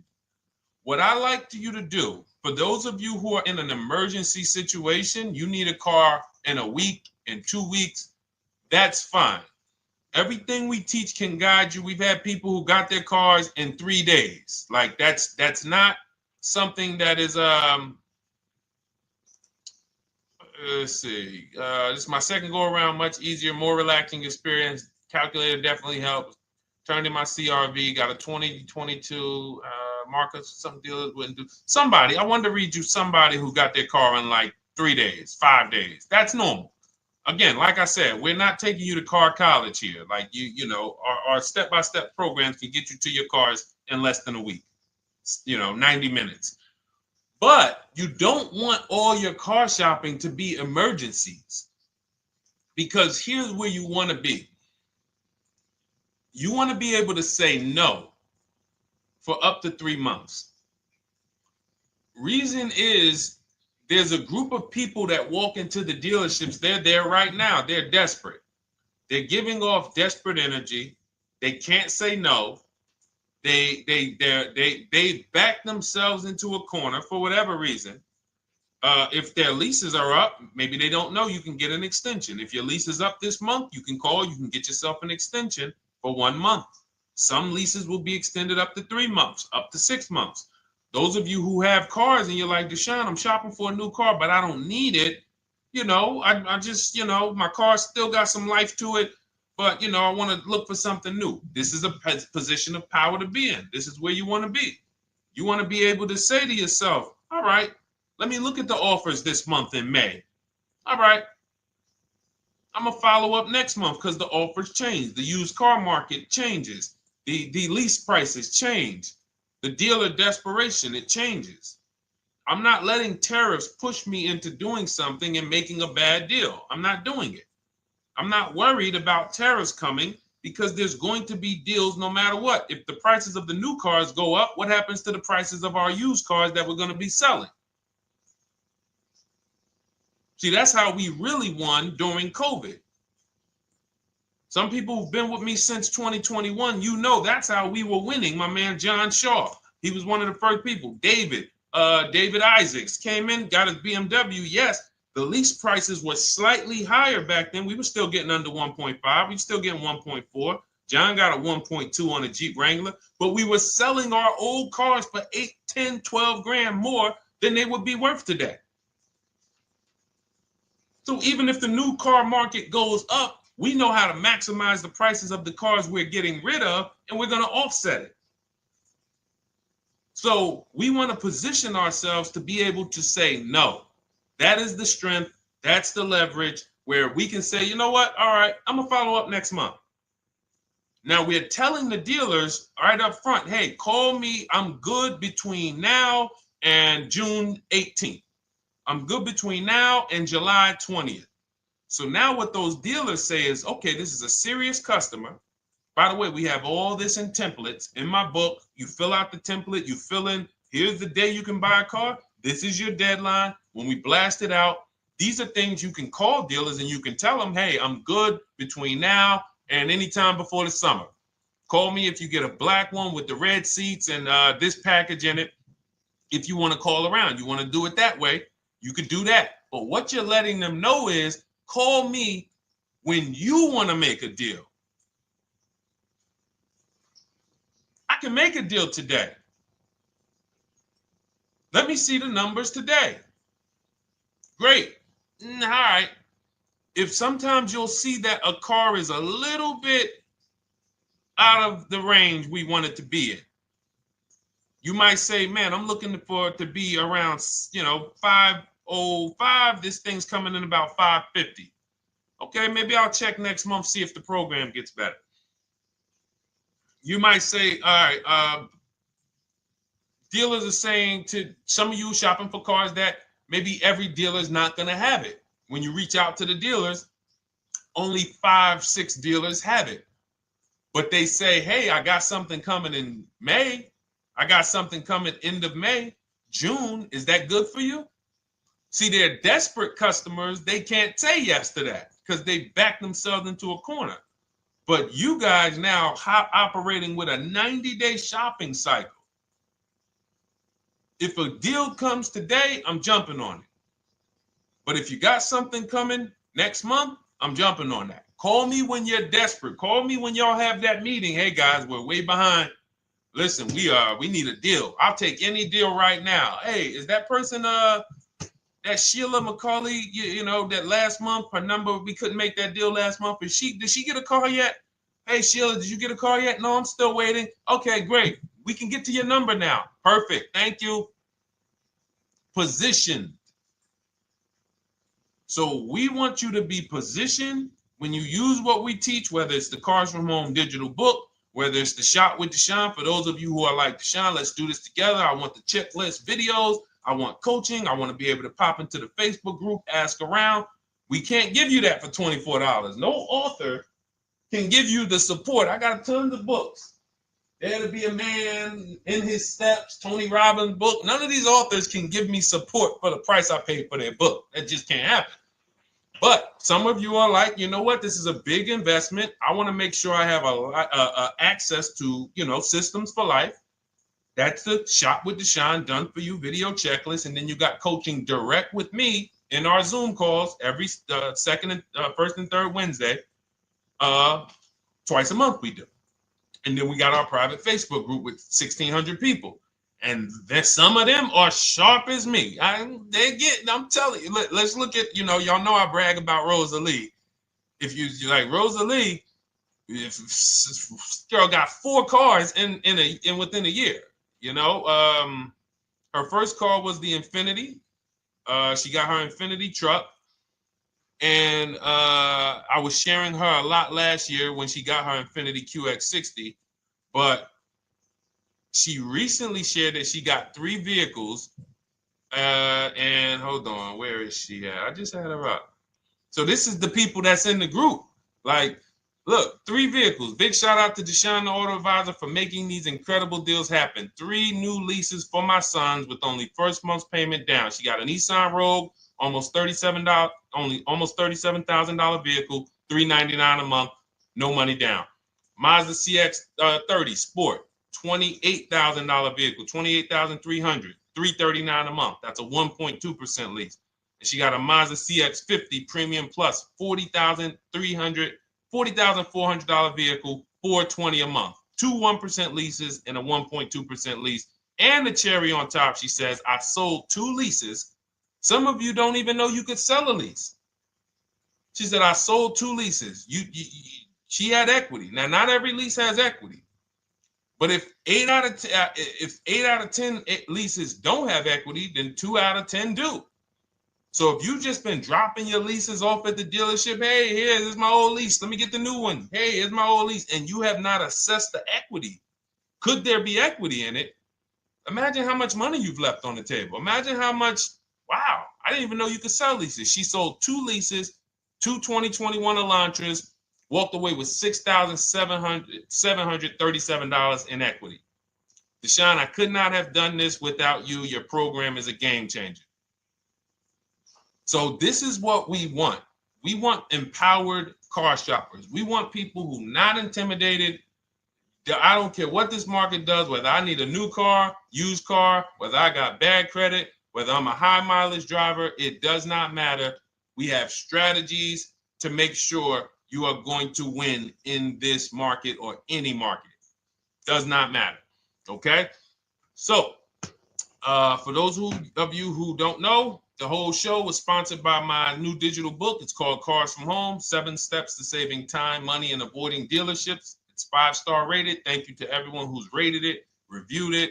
It has everything we teach in a step-by-step format. It's normally $97, but as part of our welcome offer, you can get yours for $24 in my TikTok bio, in my Instagram bio. Click that website. It's the carsfromhometoolkit.com. Or we have a link for you guys in the YouTube comments, in the Facebook comments, and you just click the $24 welcome offer, good for 30 minutes. And for those of you who have different learning styles, or if you just want some free advice, we have some links in there for you as well. Whether you are a do-it-yourself type, whether you are do-it-with-me type Deshone, or whether Deshone, I think I qualify for that done-for-you shopping, where I can relax at home and you guys go do that work. Or like I said, you want the free advice, just start with our cheat sheets and you can go from there. Whatever is right for you, you get it done. We just want to move you from anxiety, from, oh, I don't know what to say, from watching people online who call dealers and negotiate. Hey, take off $5,000 so I can have a viral video. And now you're talking to an 80% dealer. So the 80% dealer has the $5,000 to take off. So you look like, hey, yeah, see, I just got them to take off $5,000. We don't negotiate with dealers with fake fees. Like there's a saying, we don't negotiate with terrorists. Cars from home, we don't negotiate with dealers with fake fees. None of that stuff matters. Because what you want us to think is, look, see, I took off all of this money. Don't you want to buy the car now? But you took off the fake money. Had we been talking to a 20% dealer, what money are they taking off? The real money. The real money. So if we have 2 dealers, well, let's say 8, because y'all know I use the 80%. So the 80% are over here. The 20% are this small group over here that we got to find. Now, the 80% are starting so high that when they take off all the money, it's fake money. We marked up our cars. We got platinum kits on them. We got the Hertz service plans on them, and the Simonized kit and the low, all of that stuff. Okay, so yeah, we done took off 5,000 for you, but 4,000 of it was fake. Meanwhile, this 20%, they don't have the fake. So when they take off 4,000, it's real 4,000. And we over here talking to these people. Hey, take off all that fake money. See, guys, you can do this too. So listen, we bidding is the way to go. You cannot negotiate your way to a below market deal, but you can get bids and it will make your life easier. You'll start to enjoy your car shopping. You'll start to feel like you're empowered. You're the prize. Someone won your business. They won your loan. They won the opportunity to buy your car. You are the prize. So that's what it's about. So we are here Monday through Thursday, 12 noon. Make sure you meet us live or tell your friends and family who are shopping, hey, hop on this show. We're live on TikTok, Instagram, Facebook, and YouTube. But we will broadcast the show for the rest of the day.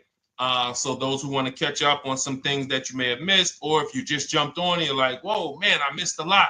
We'll rebroadcast this show for the rest of the day.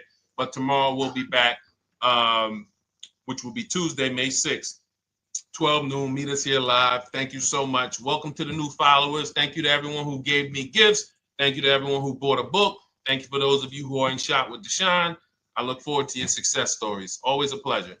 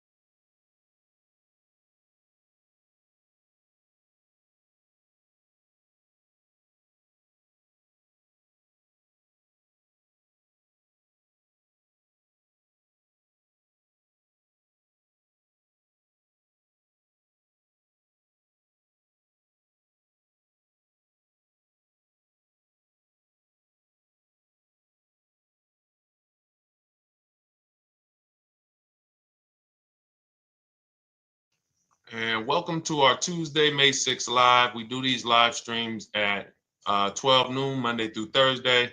I am your host, Deshone the Auto Advisor. And for those of you who've never met me, I have devoted the last 4 years to teaching people how to get the best deals on cars and to learn all the mistakes that the industry, the car industry, would love for you to continue making, because they make a lot of money when you make mistakes. And so what we do here is we really just do questions and answers. I will teach on various topics that I feel are widely misunderstood, like the subject of leasing. And some of you who are new here, if you've never been here before, could you type a 1 in the chat if this is your first time on a stream? We do these streams about 60 to 90 minutes. And if you're going to get the most out of them, we just ask that you lock in, that you focus, because we will be talking about $1,000 mistakes. Nothing here that we'll be talking about over the next 60 to 90 minutes is hundreds of dollars. You know, I'm not looking to, have you spend some time with me on a Tuesday to talk about how to save hundreds of dollars. No offense, I'm sure that's important to some people, but we are here to talk about things that are affecting your bank account by the thousands every year.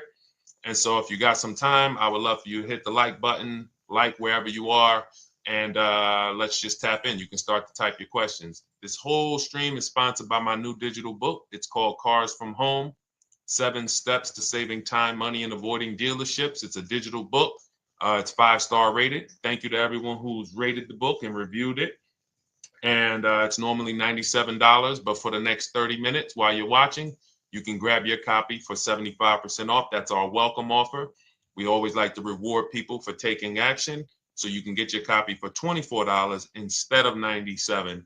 And you can just head to my TikTok bio. You won't leave the show, my Instagram bio, the Facebook comments, or the YouTube comments, and use that link to get your welcome offer, and you'll have everything we teach. So as we go through this for the next 60 to 90 minutes, if you're like, whoa, Deshone, this is a lot. Wow, this is a lot. You can grab the book and make sure you have everything that I teach and everything in a step-by-step format. Okay? So I have my man Dolan moderating. Good afternoon. Thank you, Johnny Miller. Good to see you, Lil G. Again, guys, we are live. This is our Tuesday, May 6th live. We're live every Monday through Thursday at 12 noon. But we do rebroadcast these throughout the day. For those who cannot make them, you can watch the rebroadcast, or if you got to go back to work, we'll be rebroadcasting it for the rest of the day until our show tomorrow. All right, so let's start with the questions. You can feel free to get into it. Okay, do you have to get the extended warranty? This is a great question. This is car specific. A Honda, Acura, Toyota, in most cases, have always had low cost of maintenance and their parts are inexpensive. When you're buying an extended warranty or you're considering it, it is a risk product. It's an insurance plan. So that means you can pay for something and not use it, just like car insurance. You don't necessarily use your insurance until you have an accident. Same thing with an extended warranty. It's an insurance policy. So what you're trying to do with any insurance is see what is the likelihood that what I'm paying for this is going to exceed the price if I did need to use it. So in the case of a vehicle, when you're trying to determine what should I get an extended warranty, there's 2 things that are important. Does this vehicle that I'm purchasing have a high likelihood of things going wrong? We know, and some of you have had cars with histories, and we know there are certain cars, they tend to have things go wrong more than others. And what I like to do is go right to Google and type in repair cost, because this is the second item that we are looking at. We're looking at average repair cost. So if you're buying a 2010, a 2015 Nissan Altima, 2018, Hyundai Sonata, you go right to Google, you type in 2018 Hyundai Sonata average repair cost. Now, if you see that those typically go on the lower side, then that can take a lower set of risk where you might say, all right, likelihood of these things going wrong on this car is slim. But if you see that the repair cost is on the mid to higher side, that's shifting more risk to if something goes wrong, the cost for you to pay for it out of pocket will probably exceed the warranty. So like when I work for Mercedes-Benz, who's new here? Type a 1 in the chat if this is your first time on a stream with us. First time you've ever been here, type a 1 in the chat. First time.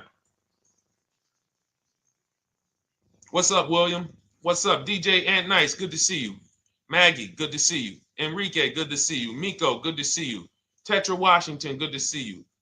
Jan, good to see you. Claire Clairvoyant, good name. First time, if this is your first time, just type ones in the chat so I know. I don't want to assume anyone knows who the heck I am and what my experience is. Daniel Thompson on Facebook, great to see you.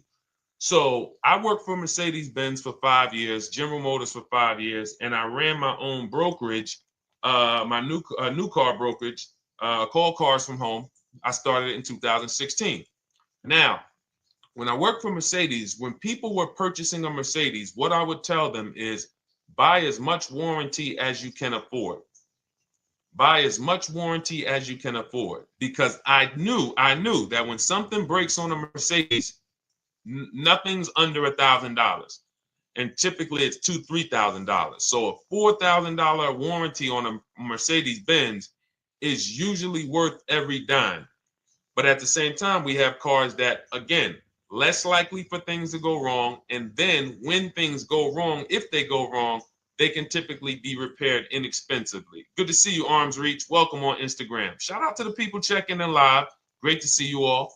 So that's how you're measuring extended warranties. You don't want to get an extended warranty on a vehicle that has a low cost of repair and a low likelihood of things going wrong. You can then take your money, put a little bit to the side, have a little emergency fund, that same $3,500 that you would have put into the warranty, or $2,500, you put that to the side over the course of a year, 2 years, put $100 a month to the side, and then have that be your cushion just in case things go wrong. It's better for you to have that money in your bank account, and if things go wrong, you take it to your mechanic.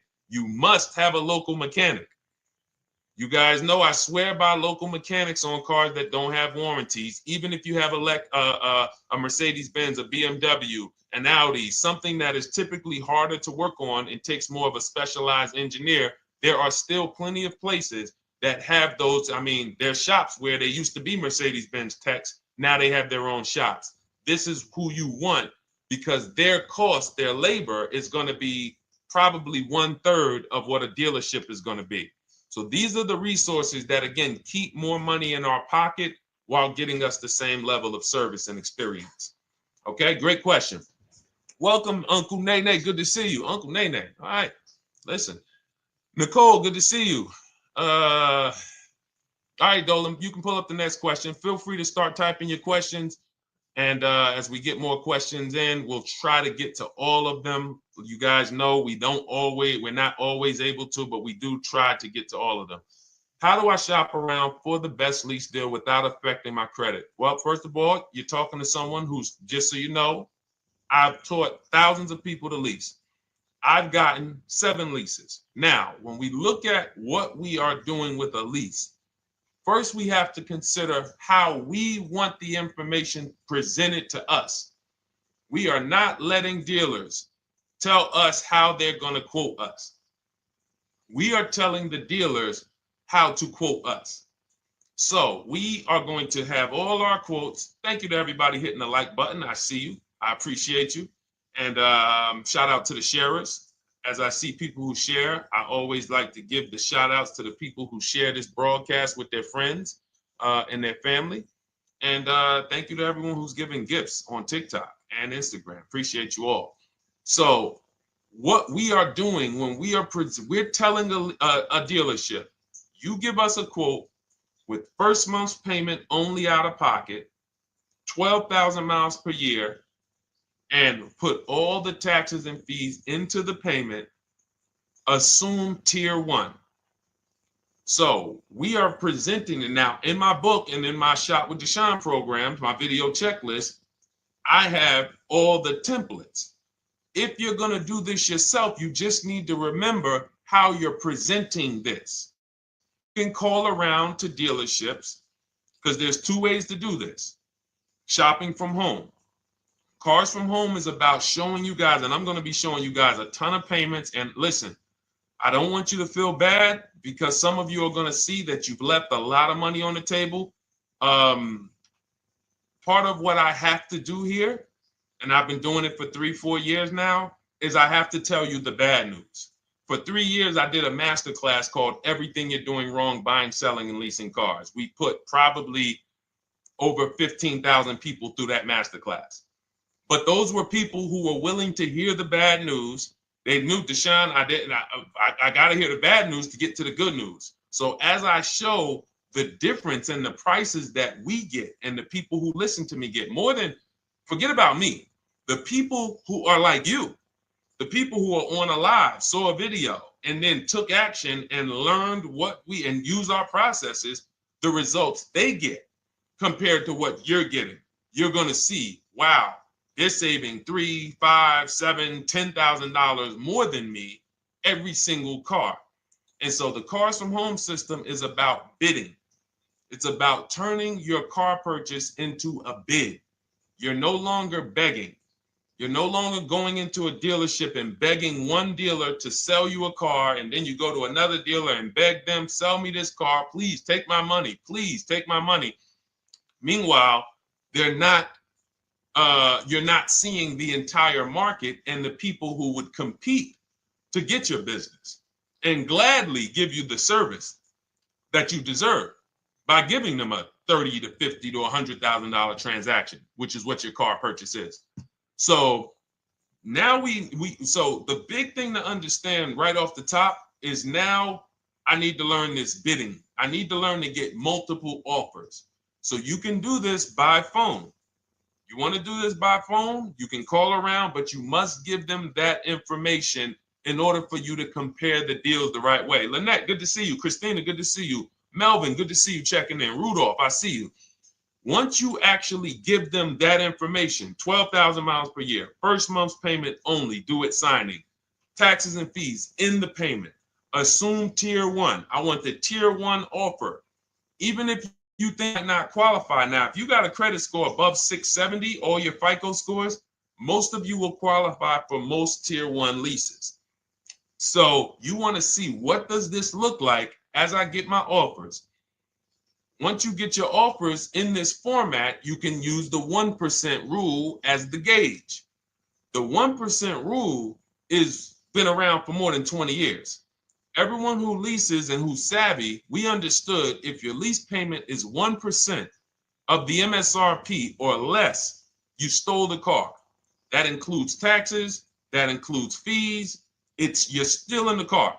So example, we're looking at a $30,000 car, Hyundai Sonata or a Hyundai Elantra, $30,000 car. When we shop all our offers, if that lease payment is $300 per month, with only $300 due at signing. In other words, I show up, here's $300. Good to see you, GDTV. Thank you for checking in on YouTube. Once I give you that $300, that's my payment for the next 35 months. So that's a very, very low percentage of the car you're paying. It's a 1% rule. Now, in order to get a 1% lease, you need a great lease program, which means the bank has to be supporting the car, rebates, incentives, and then you need the biggest discount, the dealer who's going to give you the biggest discount. Now, one of those we can control. One of them we can't. Which one can't we control? And for those of you who are new here, we don't play around here. But my people who are moving, and again, I'll show you, like a lot of people, we got a lot of people who've been following us, using our processes. They're locked in. They're not casually on a live here. We're not casually here talking. They are locked in. Like, boom, okay, I hear you. They're answering, they're typing, they're not, vacuuming in the kitchen and trying to hear. You can't do. We're talking about your second most expensive purchase of your life. It's going to be, you got to lock in. You got to challenge yourself to block out the distractions while we're on this stream, because this is your money. And if you don't take your money seriously, the car salesman will take your money seriously. Oh, I like that. Praise the Lord. God is good. You don't take your money seriously, the car salesman will take your money seriously. Man. So, all right, now somebody remind me the question I asked. I got so happy about that little catchphrase that I forgot who we were. So I know we were discussing, okay, we're talking about the 1% rule. So now one of the things we can't control is the bank. We don't know what the lease payment, what the lease program is on a car. So when we shop cars, We are going to now look at multiple offers, and here's what you're going to see. Now, I'm going to show you an example of how we know or how we expose where the dealers are concerning pricing. Now, you can't see this on TikTok, but on YouTube, Instagram, Facebook, you guys can see this. I'm going to tell you guys about it. YouTube just doesn't let us do the same type of stream. But this is a particular Infiniti that we shop for. We have offers ranging, this is a $61,000 vehicle. We have offers ranging from $680 per month, which is a 1.1% lease. So a $61,000 car, $680 per month, that's 1.1%. We divide the monthly payment into the MSRP. Now, we can see here that there are some offers already from dealers that are almost $900, $889 per month. $889 per month, $873 per month. So now when we look and we say, whoa, how can we have we have all these dealers have the exact same car, yet one of them is $200 per month higher than another dealer. Exactly. We call them the 80%. The 80%, even after back and forth, even after, hey, we'll take off some money. All right, we'll drop the payment $50 a month. Their offer is still so high. It's a horrible deal. Now, why would they offer this? And this is consistent. So I don't want y'all thinking, well, the dealers that I walk into, they're different, Deshone. They take off more money. It does not matter what you think. If you don't have the market reports, if you don't know how to get multiple offers so that you can see, we do this all around the country. We have students all around the country in Cars from Home. We have people we shop for. We have over 13,000 books sold now. Like, we have lots of data to prove this. 80% of dealers are going to be overpriced. This is another particular deal on a Toyota, a market report. And you guys can see that the out-the-door prices here, list price, $32,000. Out the door price with taxes and fees, $38,000. That means that dealer is charging all types of fees on top of their price. The $39,000 MSRP. Look at line number 3. $39,000. Out the door price is $41,000. We can see $39,000 out the door includes taxes, includes all the fees. So we can see that these out the door prices in the left, in the right column, are way higher than the MSRP, $35,798. Out the door price is $39,700. But look at the green. Look at the green. This is what we call, we found the dealer at this time who wanted to win the bid. They wanted to win the bid. They needed the car sold. This is a rotation. We don't say to them, wow, they won the bid one time, so they must win the bid all the time. No dealer can win the bid all the time, or they'll be out of business.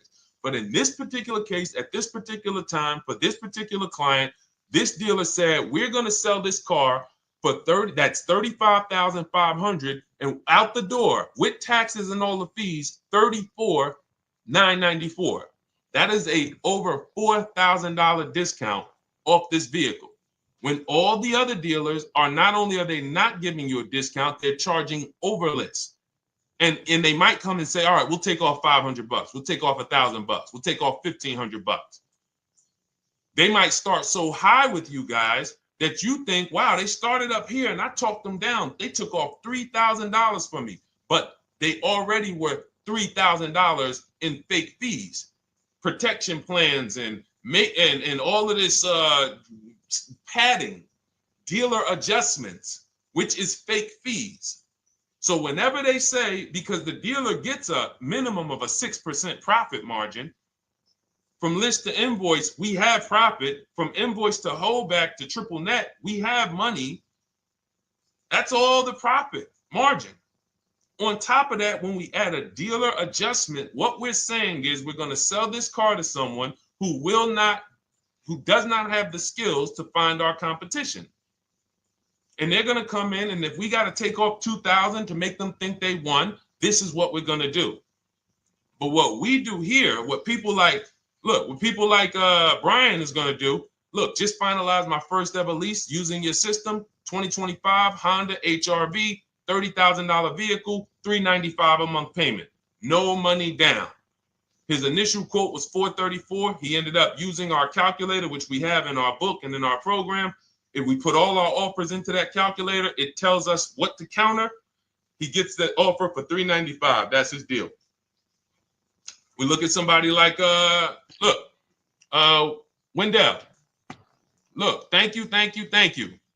It's the least I can say for your book, Cars from Home. We're still in the middle of the process. Just sold our car today, like 10 minutes ago, for 30% above value. Why? Because he got bids. Look, using the insights from your book. I've read the book multiple times and told many people about it because it's that good. It's so intuitive and insightful. We'll be moving to the next step soon, and I'll write again. So now you heard him say we're moving to the next step soon. Step 2 in my book is the equity assessment. That's when we get bids for the car we have. We get bids. You're going to go to, listen, you should never be trading your cars in. Let me ask you all a question. Do we get the most money for you name me one thing that we get the most money for that thing trading it. Name me one thing. If I had this iPhone, do I get more money trading that iPhone in for another phone, or do I get more money listing it online and selling it to whoever will pay the most? Trading or selling? Let's go. Who's locked in? Tax advantages are very small. I understand you, Ronald, but the tax advantages, we have people that are selling their cars to cash buyers for $3 to $5 grand more than what they can get on trade. A tax value, a tax advantage for the difference is not, it's minimal. Exactly. Thank you, King Carter. You listed. So the money is in the bids and the competition. So going back to this person who asked the question, how do I get the best deal on a lease? It's going to be through multiple offers. That's my 2 favorite words. I would wear them on a shirt if I didn't wear unlearn, relearn. Because more than multiple offers, I need you to unlearn. Because the people who come with bad information from years, Deshone, this is not how my uncle taught me to buy cars. Deshone, this is not how I ever heard about getting cars. I was always taught just go in and just don't tell them about your trade and then ask to see the invoice and all of this stuff. That's what I was taught. Yeah, but you're not going to get the prices we're getting until you unlearn all of that bad information. Bidding is how we buy everything. When we go into the supermarket to get spaghetti sauce, all of those companies are bidding. They're bidding. Hey, listen, we'll sell you this for $3.99. Hey, we'll sell you this for $5.29. But we got a better product. We got quality. Look at us. Look, it's all bids. Everyone who wants to sell us something is competing, except car dealers. Y'all notice that? So the mindset that y'all got to have if y'all want to really win and save all of this money and get these huge discounts is I'm going to start purchasing and leasing cars like I buy other things. It's going to be a competition. And I promise you, your whole life is going to change. Your entire car buying experience will change forever. You will be sitting here just like my man Ken, graduated, $585 a month payment, no money down on his Nissan Murano Platinum, $50,000 vehicle. He's paying $585, no money down. $50,000 vehicle. How much would a $50,000 vehicle cost us on a loan if he purchased it? How much would a $50,000? Some of you know every $5,000 is how much per month. Let me see who's locked in. Who's locked in? Every $5,000 is how much per month on a loan. I see you, Daniel Thompson. Check in. Good to see you, Dane. Thank you for breaking it down with complete truth. Keeping eyes wide open to know what to exactly expect. There you go, Dane. Welcome. Glad to have you here. We do not play around when it comes to this. All I want you doing is winning with cars, in love with your deals every time you get a car. All right, nobody knows the 5,000. How much is every $5,000 on a car payment?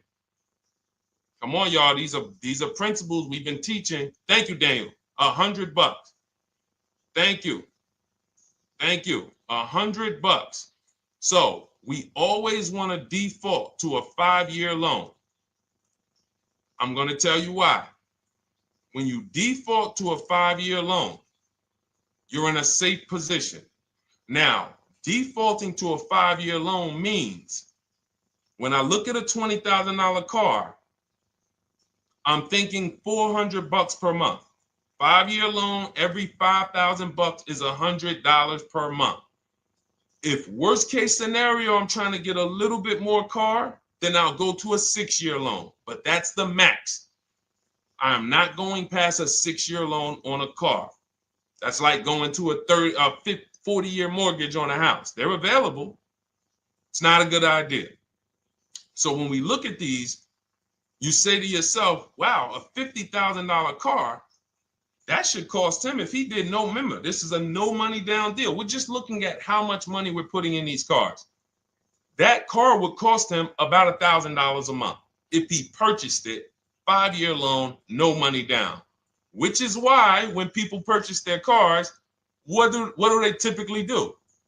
Come up with a ton of money, 10 grand, 15 grand, 20 grand, because they're going to pay into that car to try to lower that payment, because that payment. But some of us who don't have the down payment, we're financing most or all of the car.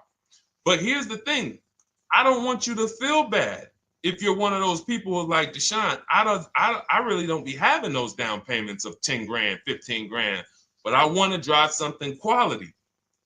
Exactly, I hear you. Here's the bad part about the people who are putting 15 grand down on their cars, but they're breaking the 8-year rule. This is what we call in Cars from Home and everything I teach, the most important question is how many years are you going to keep this next car? If it's not 8, then we don't purchase those cars, because here's what happens with people who go into their bank account, slap $15,000 down in a car, and don't keep the cars 8 years. And if anybody's willing to be honest, they will confirm this right here on the stream. When they go to replace that car in 3 years or 4 years, they literally have a little bit of equity. Maybe they're just breaking even. They're not getting that 15 grand back. It's gone. It's gone. Anyone who puts 10 grand down on a car and then comes back in 3 years, 4 years, all right, I had the car 4 years, 5, listen, I'm going to switch this thing up. They still have a payment. They are barely breaking even. Meanwhile, their payment was 400 or 500, almost double what it would have been if they leased a car, got a below market lease, and they drove a car, no warranty after 3 years. They're driving an inferior product. So if it sounds like I'm here to destroy people from purchasing who are not keeping their cars long term, that is the goal. Because as long as you are buying cars that you're not keeping 8 years and you buy them, you turn around and you replace them, you are going to continue to spend way more money than people getting below market leases like Ken and like a lot of other people I'm going to show you on the stream. Lots of other people. Look, dealer American Senior Benefits Plan. He's enrolled with us under his company name. Dealer MSRP on this car was $36,300. 2025 Kia Sport X line. MSR boom 561. Monthly payment is $400. Use the system back and forth. Got $400 a month on a 2025 $36,000 car. Once we put our taxes and fees in that would be a $700+ payment. $700 payment. He's paying $400. And y'all wonder why people are losing cars. $300 more per month to drive the same car? It's ridiculous. Imagine somebody like you, when you learn, now you're pulling up. I'm going to tell y'all one more story, and then we'll go into some more questions, because you might not remember what I'm saying. So those of you who have the book, you got this for the rest of your life. But you will remember, hopefully, a story. I'll tell you about my neighbor. So my neighbor finds out that I'm into this car business and that I educate. And he said, hey, Deshone, I was watching some of your videos and I come across this 8-year rule that you teach. And his wife had actually had a Kia Telluride. Popular vehicles, probably been one of the most popular SUVs, that the Palisade, since 2007, 2019. Super popular vehicles. People were charging $5,000 over sticker for them during the pandemic. People were paying it. We were getting them at discounts. Now, his wife totals the truck. She has an accident, totals the truck. She's fine. Truck is totaled. He was financing it. He said, Deshone, I see this 8-year rule thing, man, and I don't keep my cars 8 years. I said, okay. He said, so I'm thinking I should, like, you're saying I should be shopping for a lease on my next one. I said, exactly. I said, make sure you get multiple offers, because if you just walk in and say, hey, work me up a lease, they'll give you the same payment you had on the purchase. And then they'll tell you something ridiculous that they want you to believe, like, hey, the lease is the same price as the purchase, so you might as well just purchase it. And people believe this stuff. Now, I said, you get multiple offers, stay at home. He calls me, he says, Deshone, I got the new version of the Telluride, new. I'm paying $479 a month. He's $497, and then he said, I think he put down like $1,000, bring it down to $479. $497. He was just paying $800. Do you think anyone can tell him anything about leasing? He's pulling up in the same exact truck. In fact, the newer version. He knows he wasn't going to keep the car long term anyway. He's not going to pay it off and then keep the car and have a paid off Kia Telluride for 10 years. That's not what he does. He keeps them 3 years, 5 years, 7 years, and then he replaces them. So why is he paying $800 a month for years, no warranty, when he could be driving brand new ones for $497 a month, problem free? But as I said, some people are determined to pay more. But the people who, once you get this leasing thing, if you're not keeping your cars, it will change your life. Now, again, I got a car I'm purchasing, we're keeping it. Anything you are buying, keeping 8 years, forget about leasing. It shouldn't be a thing. Who keeps their cars more than 8 years? Let us know. You're an 8+ year person, let us know. In fact, I don't even want to ask, who has a car right now that they've had more than 8 years? And then we'll answer. I want to get Kathy's question too. And then let's get some purchase questions. Let's get some used car questions. Let's get some bank financing questions. We do it all here.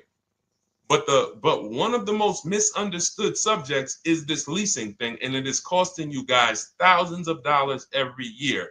And you're driving old cars with no warranties, paying high payments on them because somebody told you you should be purchasing cars. I'm here to tell you they owe you money. They owe you money. All right? So who has a car right now that they've had more than 8 years? Let us know. How many years have you had it? And by the way, for those of you who just joined, this is our Tuesday, May 6th live. We are live every Monday through Thursday at 12 noon Eastern time. So for those of you who are here catching us live, that's when we're live. We will rebroadcast this and replay this show throughout the rest of the day for those who could not catch it, or if you had to jump off, go back to work. You're like, oh, I got to go back to work. You can catch it on the replay throughout the day. But we are live Monday through Thursday at 12 noon. So welcome to the people who are here. EJ, driving a lot of miles does not matter. Let me break this down for you. So right now, let's go to somebody who else has a lease. Let's look at, because who's heard with leasing you can't drive too many miles? Who's heard that, right? Type me if you've heard that.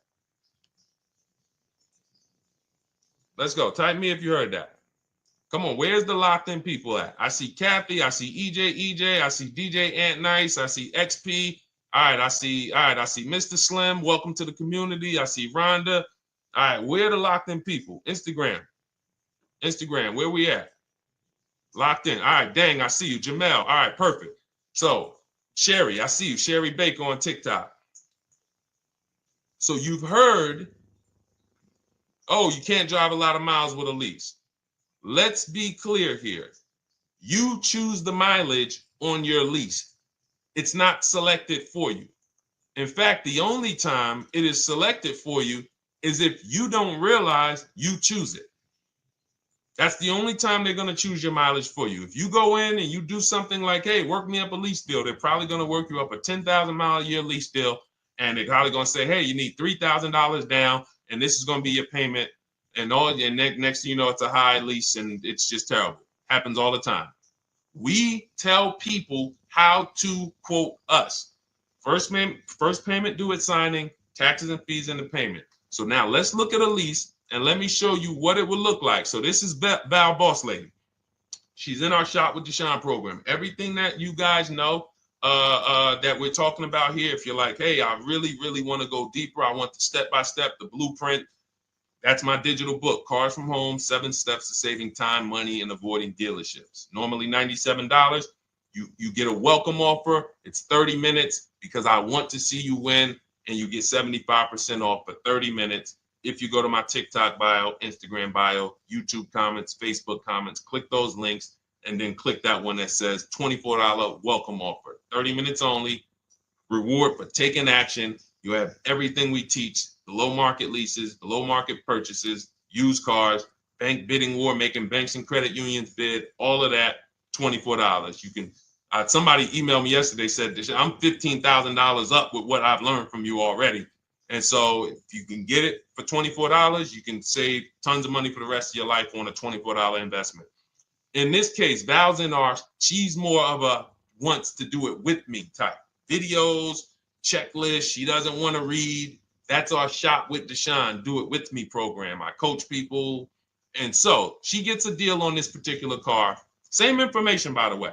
Not better information here than the book. It's just different learning styles. So she gets a $51,000 electric vehicle, 2025, beautiful vehicle. She's paying 1.16. So her payment on this car, on this $51,000 car, let's continue to make sure we understand the price of these cars. $51,000 car, her payment is $591. No money down. Now, some of you might say, wow, if I got $591, I'd probably put like $3,000 down, bring it down to $499. You could do that. That's how we can do. We can do that because she already got an incredible deal. Then we're just determining how we want to structure our payment. And thank you for everybody sending me gifts. I appreciate you. Thank you for all the badges. I don't take it for granted. And thank you for everyone who's hit the like button. Those of you who are double tapping the screen. Every time you hit something on TikTok, you like it, you double tap the screen, you keep running those likes up. We appreciate you. It does matter. It helps spread the word. So let's say Val she's a high mileage driver like EJ. Let's say, EJ, how many miles per year do you drive? 20,000, 25,000? Let us know. I'm gonna show you why. In my book, I have 2 strategies for high mileage drivers. I'll tell it to you guys right now. How many miles a year do you drive, EJ? 25,000, 20,000? Those are both high. Let us know. Or if anybody, else, because, anybody else who's a high mileage driver, let us know. How many miles? 26. All right. Thank you, EJ. So let's just round that to 25 for now. Let's just round that to 25. So let's say instead of her $591 payment for a $51,000 car. Now, you could shop for a $30,000 car and you can have a 1% payment. If it was, a similar deal, you'd be paying $300 a month. In her case, she has a $51,000 car. She probably wanted a nice SUV that looks beautiful, that some other people are paying $1,000 a month for. She's paying $591. But if she wanted to bump it up to 15,000 miles a year, she'd be paying another $30 more per month. She'd be paying $620. Now, if she wanted to bump it up to 20,000 miles per year, she'd be paying probably another $80-90 per month. So she'd probably be paying $700 to drive 20,000 miles per year. Now, let me tell you guys, because some of you guys who are like, yo, man, those payments are high. We're talking about $50,000 cars here. So if you were shopping for a $30,000 car or $35,000 car, naturally, if we took the same exact numbers, let's take a $35,000 car, 1.16 lease. That's a 406 payment, probably $399. So now, in order to go, and let's say you're a high mileage driver, just like EJ, you want to add another 15,000 miles to your lease. You're probably going from 400 to 550 or 575. But you have all the mileage you need. And here's the beautiful thing about that. If I'm paying $175 more per month, but I get all the mileage I want, and when I drop this thing off, I get a new one, I don't have to worry about negative equity, and I put no money down. That is way better than what most people are doing out here, what everyone's doing. Because I'm gonna tell you what most high mileage drivers do who don't put money down. They will go in, buy a car, take a super long loan, 6 years, 7 years, just so they could afford the payment. Now, here's what happens. They drive the car, they put 25,000 miles a year on it. They come back in 3 years or 4 years, and they say, wow, I got 100,000 miles on this thing already. Let me go and swap out the car. What situation are they in at that point, guys? You put 100, you got a 6-year loan, average loan. You drove 25,000 miles per year. You put 100,000 miles on the car in 4 years. You come back, you still have 2 years of payments left. 15 grand negative equity. I used to see it all the time. Thank you, I am rich. Locked in on Instagram. I see you. Locked in. See it all the time. Every car salesman who has dealt with a normal 25,000 mile high mileage driver that does not keep their cars sees it all the time. They come in, yo, man, what you do for a living? Man, yeah, I do DoorDash, I do Uber. Oh man, I work in sales. You know, I'm on the road a lot. You know, I'm here. You know, all right, I want to replace this thing. I got like 110,000 on it. Okay, you still got a loan on it? Yeah. All right, we already know you got negative equity. Then we appraise the car. All right, the car's worth like 7,000. How much you owe? Man, you owe 19,000. All right, well, what can I do? Can you get me into something? Roll that loss all the way over. On top of that, you finance the car, so your payment is high. You finance the whole car, so you're paying a high payment compared to if you had leased, just literally shop for your leases, added your miles to the lease that you needed. You're paying $175 more per month. You got a brand new car. And I'm going to tell you, I did not make this up. I learned this from someone. A lot of what I'm teaching you, I learned from my clients when I was in the dealership. This guy, I worked at Hyundai for six weeks. Man, this dealership, the owners got indicted. I got out of there. Way before the owner got indicted. It just had straight up highway vibes, like the worst you could ever imagine. I was in there for 6 weeks. I was a manager. I enjoyed being a manager. We did a lot of deals in my department in 6 weeks. But I said, I am out of this place. Anyway. But I learned something very valuable there. We had a client a customer was returning his lease on his Hyundai Sonata. Guy comes and I'm grounding the lease. I'm doing the paperwork for him. He has 72,000 miles on the car. 72,000 miles. I said, how the heck? I said, you lease this? He said, yeah, I always lease. That's all I do. He said, I used to buy my cars every single time I came. I had to put large down payments, 10 grand, and then I'm still having negative equity when I come to trade it in. I'm having high payments. It's ridiculous. I looked at his payment, and let's say the average payment for a good deal on a Sonata at that time was $300, $325, whatever it was. He was only paying like $550. He was only paying like $150, $175 more per month. He had a 25,000 mile a year lease. And that's what he did. I drive these cars. I'm on the road. Boom, boom, boom. I change my tires. I do my maintenance. 3 years. It's a fixed cost. There's no variable cost. I don't have any surprises. I'm not getting hit with a negative equity bill that I got to transfer, which means when I transfer my negative equity, I get less car on the next transaction. Because if I got to bring over 15 grand of negative equity, that's probably 300 a month that I'm paying for my old car when I get my new car. So if my new car was 400 a month, but my negative equity is another 300 a month, I'm getting less car for my money because now I got to take all those losses and bring them over to my new car. This is high mileage drivers and people who don't understand leasing. That's why you're losing so much money. And when you just flip the switch and realize Deshone is not talking to me emotionally, I am not talking to you about never do this, like these other people who say this, do this. This is how you buy a car. They never talk numbers. Y'all notice that? You notice that, right? You never hear them talk numbers. It's always never do this, always do this. This is the worst way to do this. This is the most expensive way to do this. This costs you the most money. They never talk numbers, though.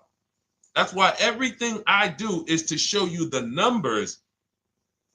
Thousands of transactions since 2006 in the car business, helping people the last 4 years all around the country. This is the numbers that they might not understand. So if you're not keeping your car 8 years, it does not matter if you drive 20,000 miles a year, 25,000. You should be looking at a high mileage lease. Or my second strategy for high mileage drivers is this, because some of you want a nice car.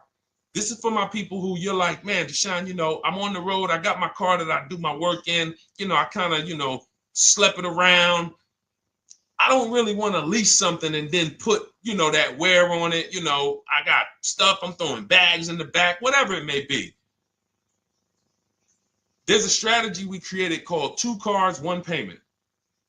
And what will happen is your first car will be a purchase.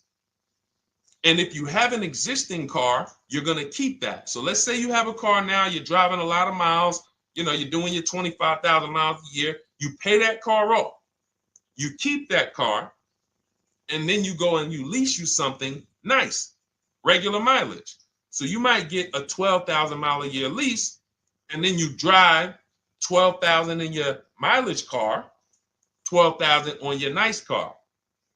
Because some people are like, I want a car that I could, when I need to go somewhere nice, this is what I want to drive. When I'm with my family, this is what I want to drive. But when I go to work 5 days a week, I'm going to drive my mileage car, 3 or 4 of those days, and then I'll take the lease maybe 1 of those days, and I'm splitting the mileage. You still have 1 payment. It's low. And then every couple years, you replace the mileage car or you replace the lease car, and depending on when the lease is up. But you want to keep that, and that mileage car should be something that will last. Ideally, something that you can get 200, 300,000 miles a year out of that car, because that's what that car is there for. Man, I'm hopping in this thing, man. Oh, transmission went out at 170,000 miles. Go get you a rebuilt transmission, boom, boom, drop it in there for $2,000, get another 80,000 miles out of that car, but you still got your lease car and you're just splitting the mileage. Both of those are short-term strategies for high mileage drivers. That is not for long-term people. If you're a long-term person, I keep my cars 8+ years, forget about leasing. You should just be finding the best deal, below market purchase, keep the car, something you can keep for 8+ years. You can put 30,000 miles a year on a car 8 years in a row. If you get the right car, and in 8 years, you got 240,000 miles, and then you replace it. Forget about leasing. This is only for you guys not keeping your cars 8 years. You're getting killed on depreciation. You're paying tons of money. This is you are the people who should be leasing. Okay? So everything we're talking about this is the Cars from Home system. We teach this. I'm not freestyling this. This is in my book, digital book, Cars from Home, 7 Steps to Saving Time, Money, and Avoiding Dealerships. We have two strategies for high mileage short-term drivers, 1 strategy for high mileage long-term drivers. And so if you want your copy, you can get it for 75% off. That's our welcome offer to you. As a 30 minutes welcome. Thanks for being here. I want to reward you. If you want everything we teach in a step-by-step way, go grab your digital copy. It's in my TikTok bio. It's in my Instagram bio. Click those links. We also got a link in the YouTube comments and the Facebook comments. Grab your copy. And make sure as soon as you purchase, screenshot the thank you page. You're going to see thank you for your purchase. screenshot this page because it has my support team's email on there. And then there's a link for you to open the book right there. You can save it right to your computer or right to your phone. Okay. But and we also have a special for those of you who are like Deshone. What about that, video checklist and coaching program? That's lifetime access to my video checklist. You're like, maybe Deshone, I don't really read. I like step-by-step videos. And also, I want to be in your Facebook group. We have 1,600 people before you that are in that group. 2,300 people that are shopping with us that have a lifetime access to our video checklist. We have a $200 special for that welcome offer.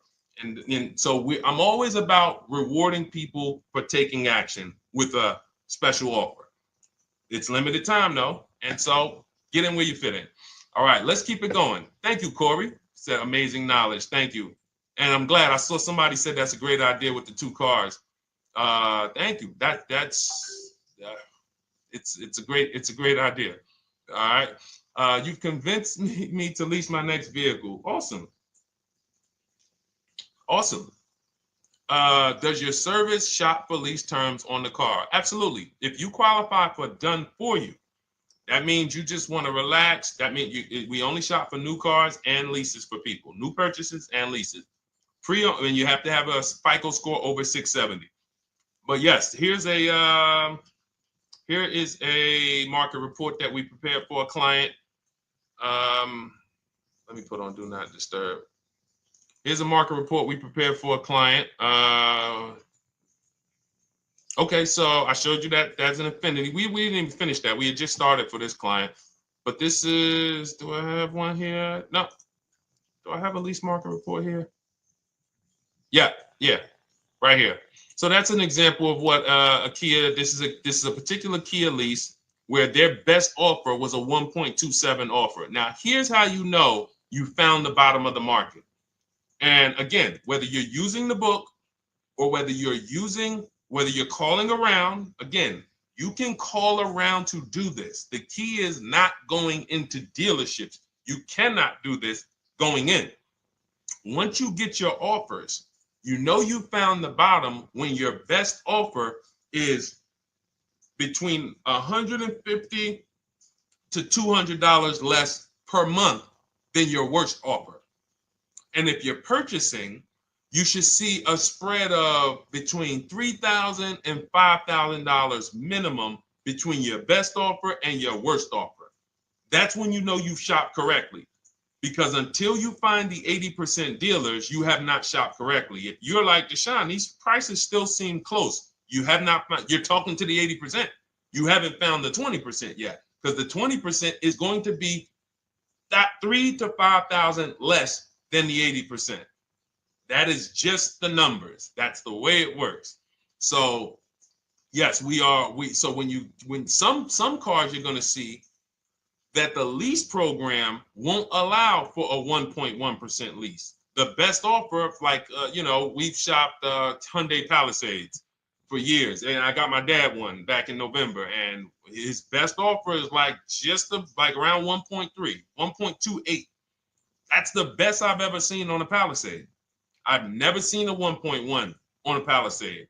I've had people in our Charles. Some of you know I posted pictures of him when he got his Palisade last year. We clear out the old pictures because we got a bunch of new people with 2025. So we're not going to sit here and talk about 2024s anymore. We got Ken, we got Melissa, we got Sheree, we got a bunch of new people, just Ralph. We're not going to, but I do remember posting Charles who got his Palisade and he's like, he shopped, used the system, got his multiple offers. Best deal was 1.3.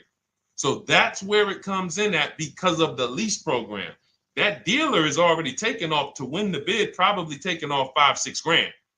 But if they don't have more rebates and more incentives and a better, then it's not going to lead to a 1% lease. So the 1% leases come from major incentives. Maybe sometimes they have too many of the vehicles. They want to move them. Lots of bank support.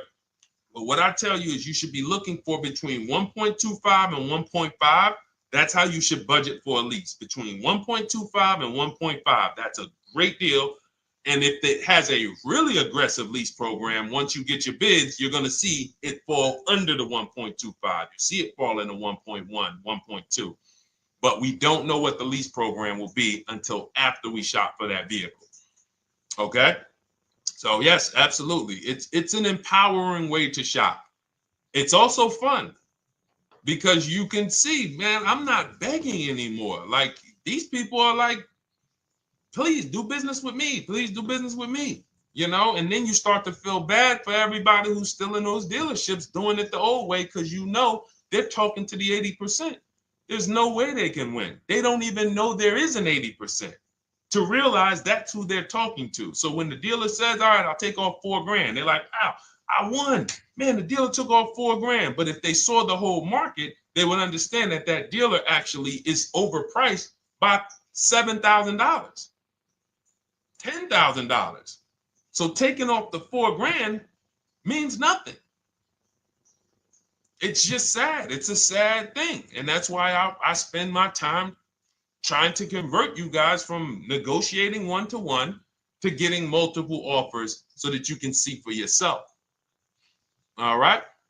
Thank you, Julie, name Richardson. Thank you for sharing. XP got the number 2 gifted badge. Forgive me because I don't really know what that means, but I just know that's what it's saying. So I appreciate it. Thank you, Corey22. Sherry Baker, thank you so much. Number 1 gifted badge. All right, let's go to some more questions. We got some more questions. Dolan, I'm sure you got a lot of them. And what I'm going to do for the rest of the broadcast is just try to do rapid fire questions and answers. Okay. And if you guys want me to go deeper on any particular subject, then just feel free to say, hey, could you go deeper on that? How do you get a car loan with bad credit? Well, we have a resource. It's not our company. We have nothing to do with them. But we always try to stay up to speed on who's financing people with bad credit, because the goal is you don't want a dealer controlling your financing. Somebody just came up to me. He's a neighbor. He's like, aren't you in the car business? I said, well, yes and no. He's like, well, listen, I got a connect to Acura. Anybody you send me, they get anybody approved, I'll give you $1,000. I said, okay, cool. Thanks for the information.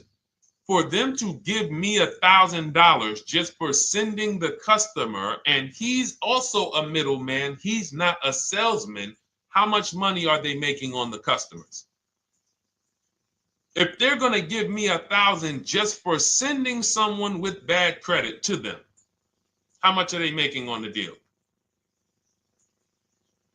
Arms Reach, congratulations. Just got my book. You use it when, please send me your email testimonial. Well, as you use it, just as you do your equity assessment, everything, email me. Congratulations. How much are they making? We can imagine, right? If they're giving me $1,000 just for bringing them the customer. So this is what happens when you let the dealership control the loan. Because why do we separate? All right, I'm going to break something down I call the 3 pillars of great car deals. Three pillars. You can't get a great car deal without maximizing each pillar. And some of y'all that have been with us for 3 years, y'all already know the 3 pillars. First, who you buy your car from. Second, who you get your loan from. Third, who you sell your old car to. That's 3 separate transactions. The car business has trained you guys to give them all 3. All 3. The car business has trained you guys to give them 3 transactions. Anytime you purchase the car, who's done this? Be honest. Purchased the car from a dealership, sold them your old car, in which case you call it a trade, and they got you your loan. Who's done this? 3 transactions in one.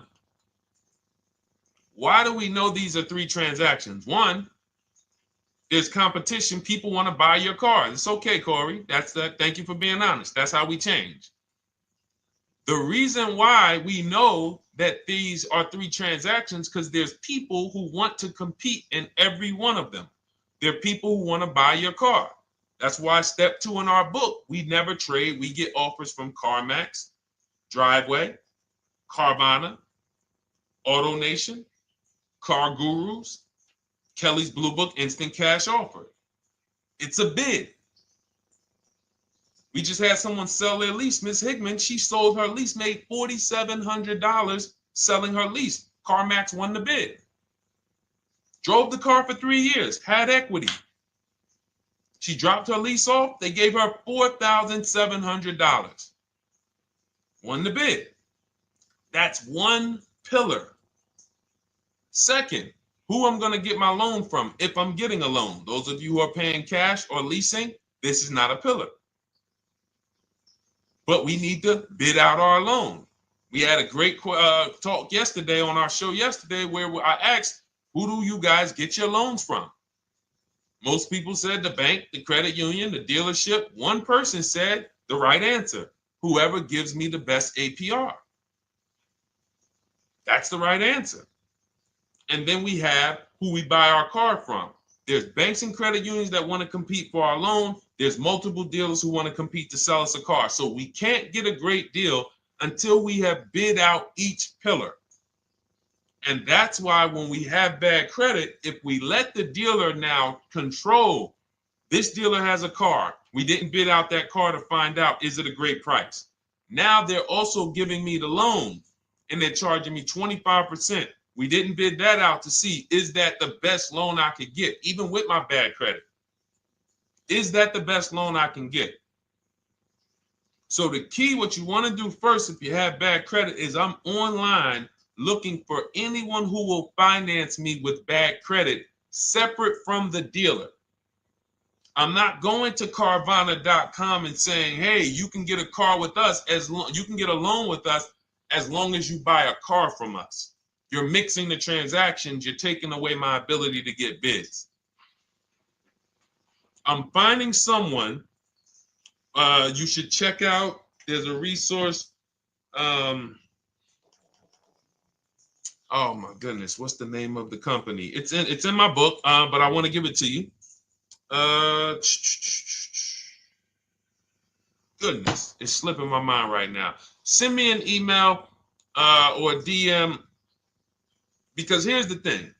If you use just that part and get the loan funded, but you don't know how to bid out everything else and structure your transactions, and are you keeping the car 8 years? Because if you're not keeping the car 8 years and you're like, Deshone, I hear you talking about leasing. I'm not keeping my car 8 years, but my credit's not good.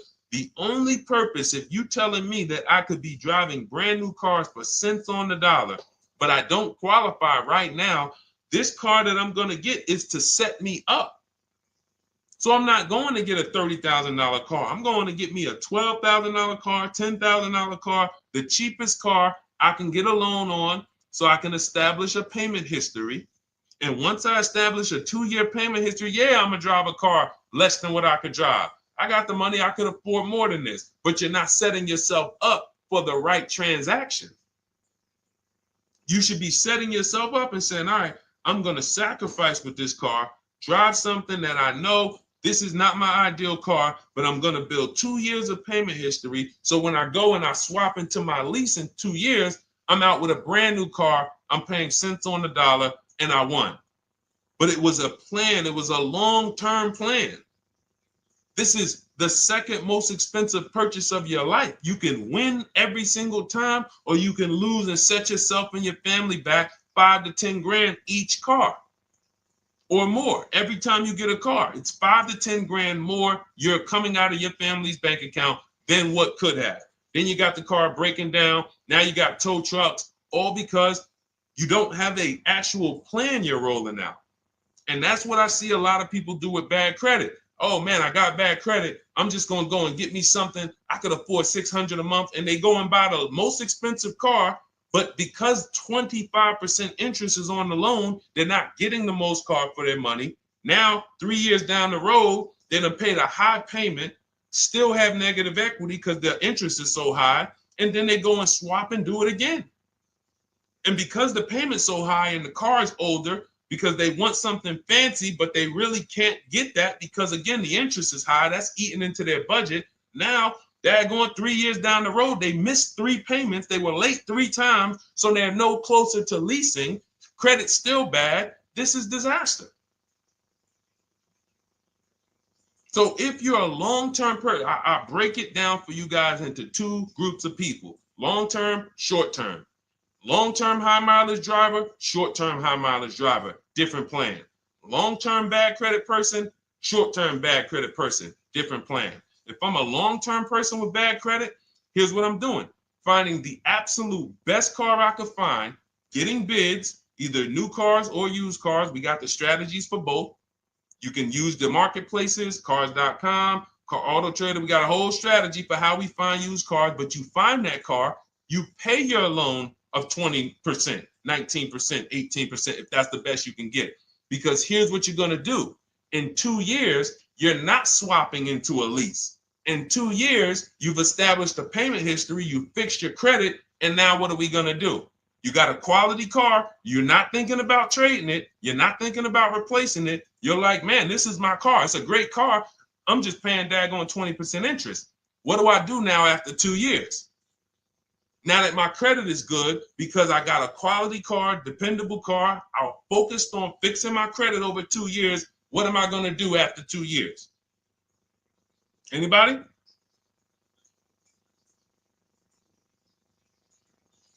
Thank you, Arms Reach. Refinancing the car. Exactly. Exactly. So that's the bad credit long-term strategy. Great car, dependable car, car's not going to break. This car is going to last me 10 years. Right now, when I bought it, 20% interest rate. That was where my credit was. But I worked on my credit. Boom. I'm a 690 now. I'm a 720 now. I'm refinancing that into a short-term, into a shorter-term loan, and I won. Pay this thing off, and I'm going to keep it. Nothing to talk about leasing. Leasing only comes into play where the 8-year rule is concerned. I'm not keeping this next car 8 years. I should be setting myself up to lease, or I should be leasing. That's how I'm going to save the most money, keep the most money in my bank account, have the best car. Not even close. Not even close. All the wins for the purchasers are after 8 years. People are like, man, Deshone, I got a car, man. I had this thing 12 years, man. It's been paid off for 6 years. I ain't had a payment. I love it. Long-term purchaser. You won. You won. Who's in that situation? Who has a car outside that they've had for more than a decade? Paid off. You can give it to your son. You can give it to your daughter. It's an extra car. That's purchasing. That's the wins. That's what we call the reward stage of purchasing. But you got to get there. All right. All right. Let's go. A lot more questions. We got probably another 20 minutes. We'll stay on. So let's keep it moving. But again, Lynn Buzz. That's the company. Lend, LEND, BUZZ. They started, I started seeing them about 18 months, 2 years ago, and they were loaning to people with, international students, people who didn't have credit. You want to try to find a place that will fund you independent of the dealership. That is what your goal is at all times. Independent of the dealership. Here, you qualify based on your income and your credit. You qualify for $18,000. Go find a car now. That is what you want. You don't want people mixing the bank loan with the car and two pillars that they are controlling. We're controlling the price of this car. We're controlling your interest rate. We don't want that. Yep, exactly, Cindy. For those who just joined, this is our Tuesday, May 6th live. We do these lives Monday through Thursday at 12 noon, so you can tell your friends, family. We wanted to now come up with a constant and consistent time where I can meet with you guys. If you don't have, if you can't stay the whole broadcast, we will replay these throughout the day because sometimes people got to jet back to work. They're watching us on the lunch break.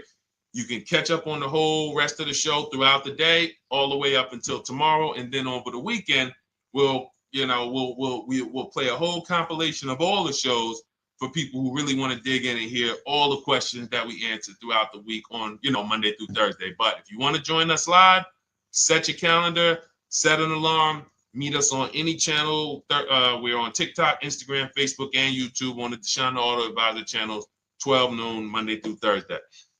All right. Let's go. Next question, Dolan. All right. What are your thoughts on purchasing used versus new? It's a great question, Kathy. For me, it's a matter of budget and values. It's only a matter of values if you can afford both. So if you can get everything you want in a new car for your budget, everything you want, everything that you need, and you can afford it in a new car, you have the option to choose both. So it becomes a matter of values. In my book, I teach, are you a person who's like, I want to reward myself. I only get a new car every decade. I'm going to keep this thing 10 years. I want the latest and greatest. Therefore, I'm going to shop and get the best offer, get me a below market purchase.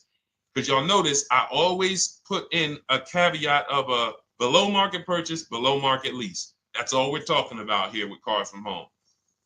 That's all we're talking about. You need to, every purchase you make or lease you get, you want it to be a below market lease or purchase. So now, if I could afford both, is it I'm going to reward myself with a new vehicle, or do I have these other values where I actually want to knock 20 to 30 to 40% off the price to get even more for my money? So that's really up to you if you can afford both. There's no right or wrong there. It's a matter of, like I said, the values. Now, some of you once you look at your budget, I have a tool in my book and in our video checklist, the coaching program called the Perfect Budget Calculator. We invented this, so it's not on Google. You'll hear a lot of the stuff, almost nothing we teach. You're like, if you ever go to look for it, the 8-year rule. No one talks about it. We created it. This is our intellectual property that we created to teach you guys to create these boundaries, the rule of 72 and the 10th birthday, 1.5% rule for overpaying for leases. These are all things that are absolutely proprietary to Cars from Home. But one of them is this Perfect Budget Calculator. Sometimes when we're factoring budgets with most calculators, they don't include fees that we know dealers have. And I'm talking about legitimate fees, tax, documentation fee, motor vehicles. So we're putting our budgets together, but we always get caught out there. Who's had that happen? You got it all figured out. You get to the dealership, you bought the car, and they're like, well, what are you going to do with the fees? Because you got $3,000 in taxes and fees. And you're like, oh, where'd that come from? Sometimes they're lying and sometimes it's legit. But none of these calculators factor in the fees and everything like that. So we created this Perfect Budget Calculator that does. But here's the thing. Once you find out what your budget is, even if you're budgeting with a normal calculator, just add a couple thousand to account for the taxes and the fees. But you might see, I can't get everything I want in a new car for this budget. Everything I need, I can't get for this $24,000, in which case I need to go and look for a pre-owned one. So that's why I said, in reference to your question, Kathy, what are my thoughts on purchasing used versus new? It's a matter of values and budget. Budget first, because budget will determine if you can afford both and get what you want. But if you can afford both and get what you want, then it's a matter of values. Okay? So again, everything we're going over is in my new digital book. It's called Cars from Home, 7 Steps to Saving Time, Money, and Avoiding Dealerships. It's 5-star rated. Thank you to everybody who has taken the time to rate it and review it on Goodreads.com. It means a lot. And we can't continue to get this information out without you guys. So we appreciate you. And you can get your copy instead of $97, you can get your copy for $24 as part of our welcome offer. So that's 75% off. If you go to my link in my TikTok bio, Instagram bio, the YouTube comments, and the Facebook comments, we have a link there for you guys. And you can grab it. It's a digital book, so you don't even have to wait. It'll be in your inbox by the time you jump off the stream. But make sure when you get it, you screenshot that thank you page, because it has my support team's email. Sometimes you may be rushing, you're trying to get back to the stream and you type your email in wrong. Also, as soon as you purchase, the link to open the book is right there. So it'll say open the book below. You can save it to your computer. But I would rather you get it for $24 than $97. Although we've sold a lot at $97 because people feel it's worth every dime. You're going to save thousands and thousands of dollars for the rest of your life using what's in the book. Your first transaction, you probably save $4,000 to $6,000 to $8,000 depending on the car. So $97 is great, but $24 is even better. All right. And for those of you who have a different learning style, you'll see in there, shop with Deshone. You're more of a do it with you person. Do it with me, Deshone. Okay. We have lifetime access to shop with Deshone, and I coach you personally for 6 months. So we jump on Zoom calls twice a month. And some of you who may qualify for done for you, just do it for me. If you qualify for that, we have a welcome special for that too of $300 off. So get in where you fit. And those of you who are new or you're like, Deshone, I like what you're talking about, but I still don't trust you. You can start with our free cheat sheets. So just start somewhere so that you can start to reinvent how you're car shopping. Magley, how are you? Oh man, of course I remember you. Following for years. You actually were following me from the time God blew me up on TikTok. That was 2021. So I absolutely remember you and I appreciate you. And yes, it's so good to see you. Absolutely. Absolutely good to see you. All right, Dolan, we got a couple more questions. We got time for a couple more. Let's try to go as fast as possible.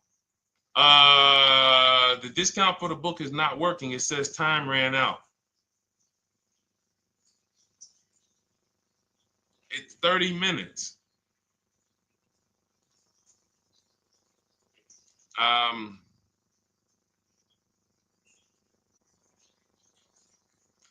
don't know.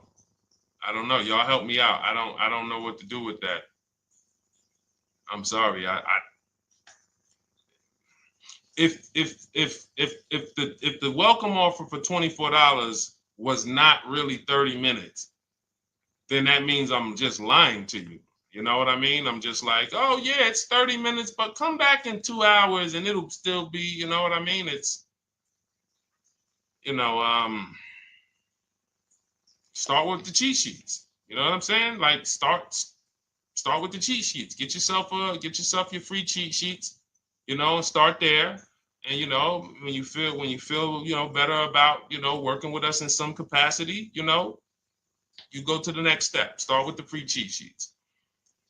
All right, let's go, Dolan.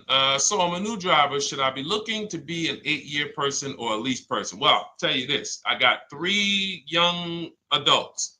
2 my daughter, my daughter who's 18, my niece who's 20, and then a young man that I, basically like a son to me who's in the Navy and he's 21. Well, he'll be 21 this year. So he's 20. Now, they all called me in the last 3 months because my daughter's getting her license. My daughter didn't call me. She's getting her license in the next, in June. And we've all talked about this. How should I get this car? Now, my situation when I was 22, I'd already bought a $500 Mitsubishi Eclipse. Transmission went out on me probably after 6 months. And then I bought a buy here, pay here car. This is before I got into the car business. I got into the car business, I was 22, working for Pontiac GMC Buick. So I get this buy here, pay here car. It was a quality Chevrolet Cavalier. I didn't know anything about cars, so I went to a local spot. They said, hey, put down this, just pay us $50 a week. So I did that. But 22, I had my daughter, and my boss says to me, hey, why don't you lease something? And I was already selling cars, but I just didn't think, could I even, qualify for a lease? I don't even know what I was selling them, but I'm just literally doing what most salesmen do. All right, he wants to lease. All right, what's the payment? Yeah, tell him it's this. All right, perfect. They said it's that. Oh, that's a little too high. All right, they said it's a little too high. All right, so that's what I was doing. I didn't really understand anything. That's most car salesmen. So I end up getting a Pontiac G6. I'm 22. I paid $256 a month. Now, it would have been less but I didn't get a tier 1 approval because I didn't have, I think my credit was like mid sixes at that point. And you know, you really want to be over 670 to get most of the tier 1 approvals. But it would only raise my payment maybe 25 bucks. Wasn't a lot.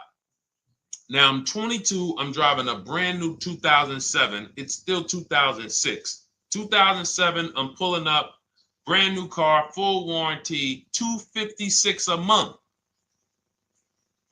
At the same time, I have a friend, got a vehicle, Toyota, financed it, went in. She had, you know, we had our, she had a young child, a little older than us, maybe 1 or 2 years older than us.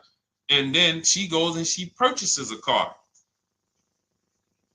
$500 a month. She didn't get ripped. That's what a $20,000, $22,000 car costs. She got a Corolla, $500 a month. We're 22. Plus insurance. This is enough to break a young person, young family. I'm paying $256, she's paying $500.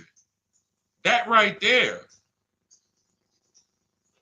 When I tell people that story, it's amazing to me how many people will say, Deshone, when I got my first car, my parents took me out. We financed this car. We financed this. I was paying $400, $500, $600 a month.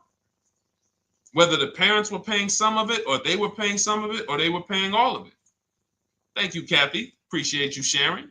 So this is what all of them, all three, well, 2 of them, I don't know about the young man, because his parents,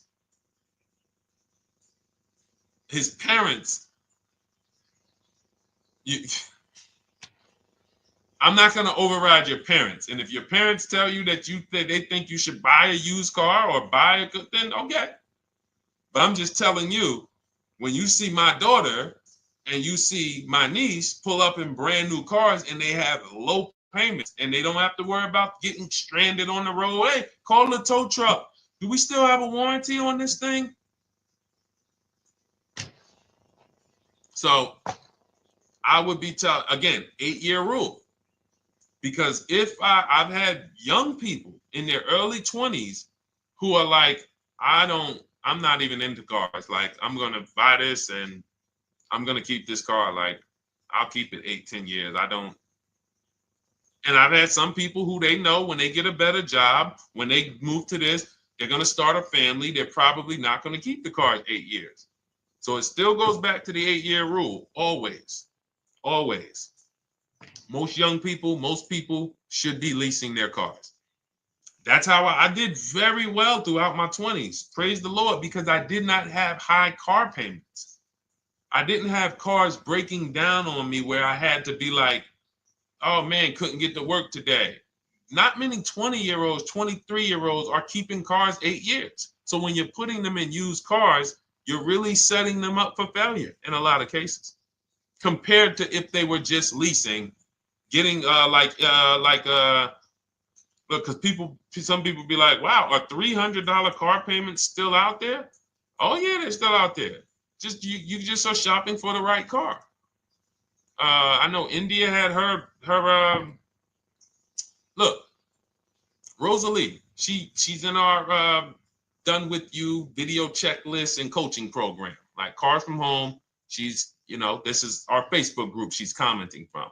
3 vehicles she got, all for her sons, all of them. A Nissan Rogue, $399 a month. That's a $36,600 car. She got a Mazda CX-30. That's a $28,200 car. Payments $339 a month. $339 a month. And then she got a Mazda CX-50 for her other son, $40,000. On top, we haven't even talked about the equity and leases and selling leases and, you know, really maximizing her equity, because she said she got $6,700 selling 2 of the old leases. $6,700. Drove the cars for 3 years, had equity, bid it out, sold 2 of them, $6,700. You're probably like, Deshone, I didn't even know you could sell a lease. My question is, how much has that cost you? So when you're looking at investing in anything we're doing, be it my book, be it Shop with Deshone, our video checklist and coaching, be it our Done For You program. One thing that we do covers everything. Your first deal, if you're moving, you're gonna be like, shoot, I got everything I just invested back times 10. That's what we hold ourselves accountable to. Just her equity alone, she made $6,700 selling 2 cars.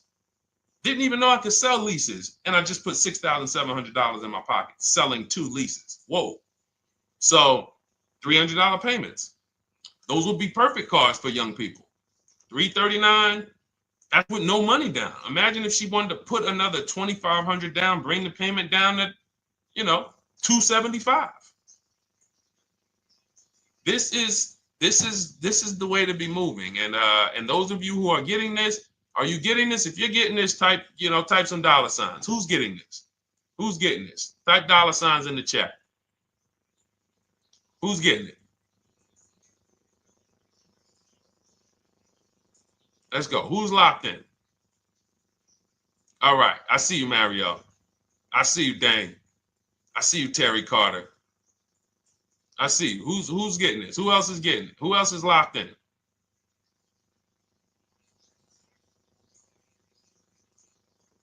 A lot of y'all on here.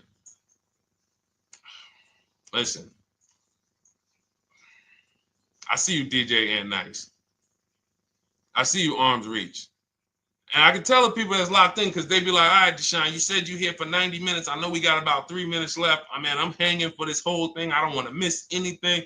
Shout out to the people that are locked in. All right. Go ahead, Dolan. Should the out-the-door price include your trade? First of all, that's a curse word. All right, we're going to go back to that because I got out of saying that for a while. We do not trade cars. So you probably just popped in maybe about 30 minutes ago on the stream. We were talking about the 3 pillars of great car deals: who you buy your car from, who you sell your car to, who you get your loan from.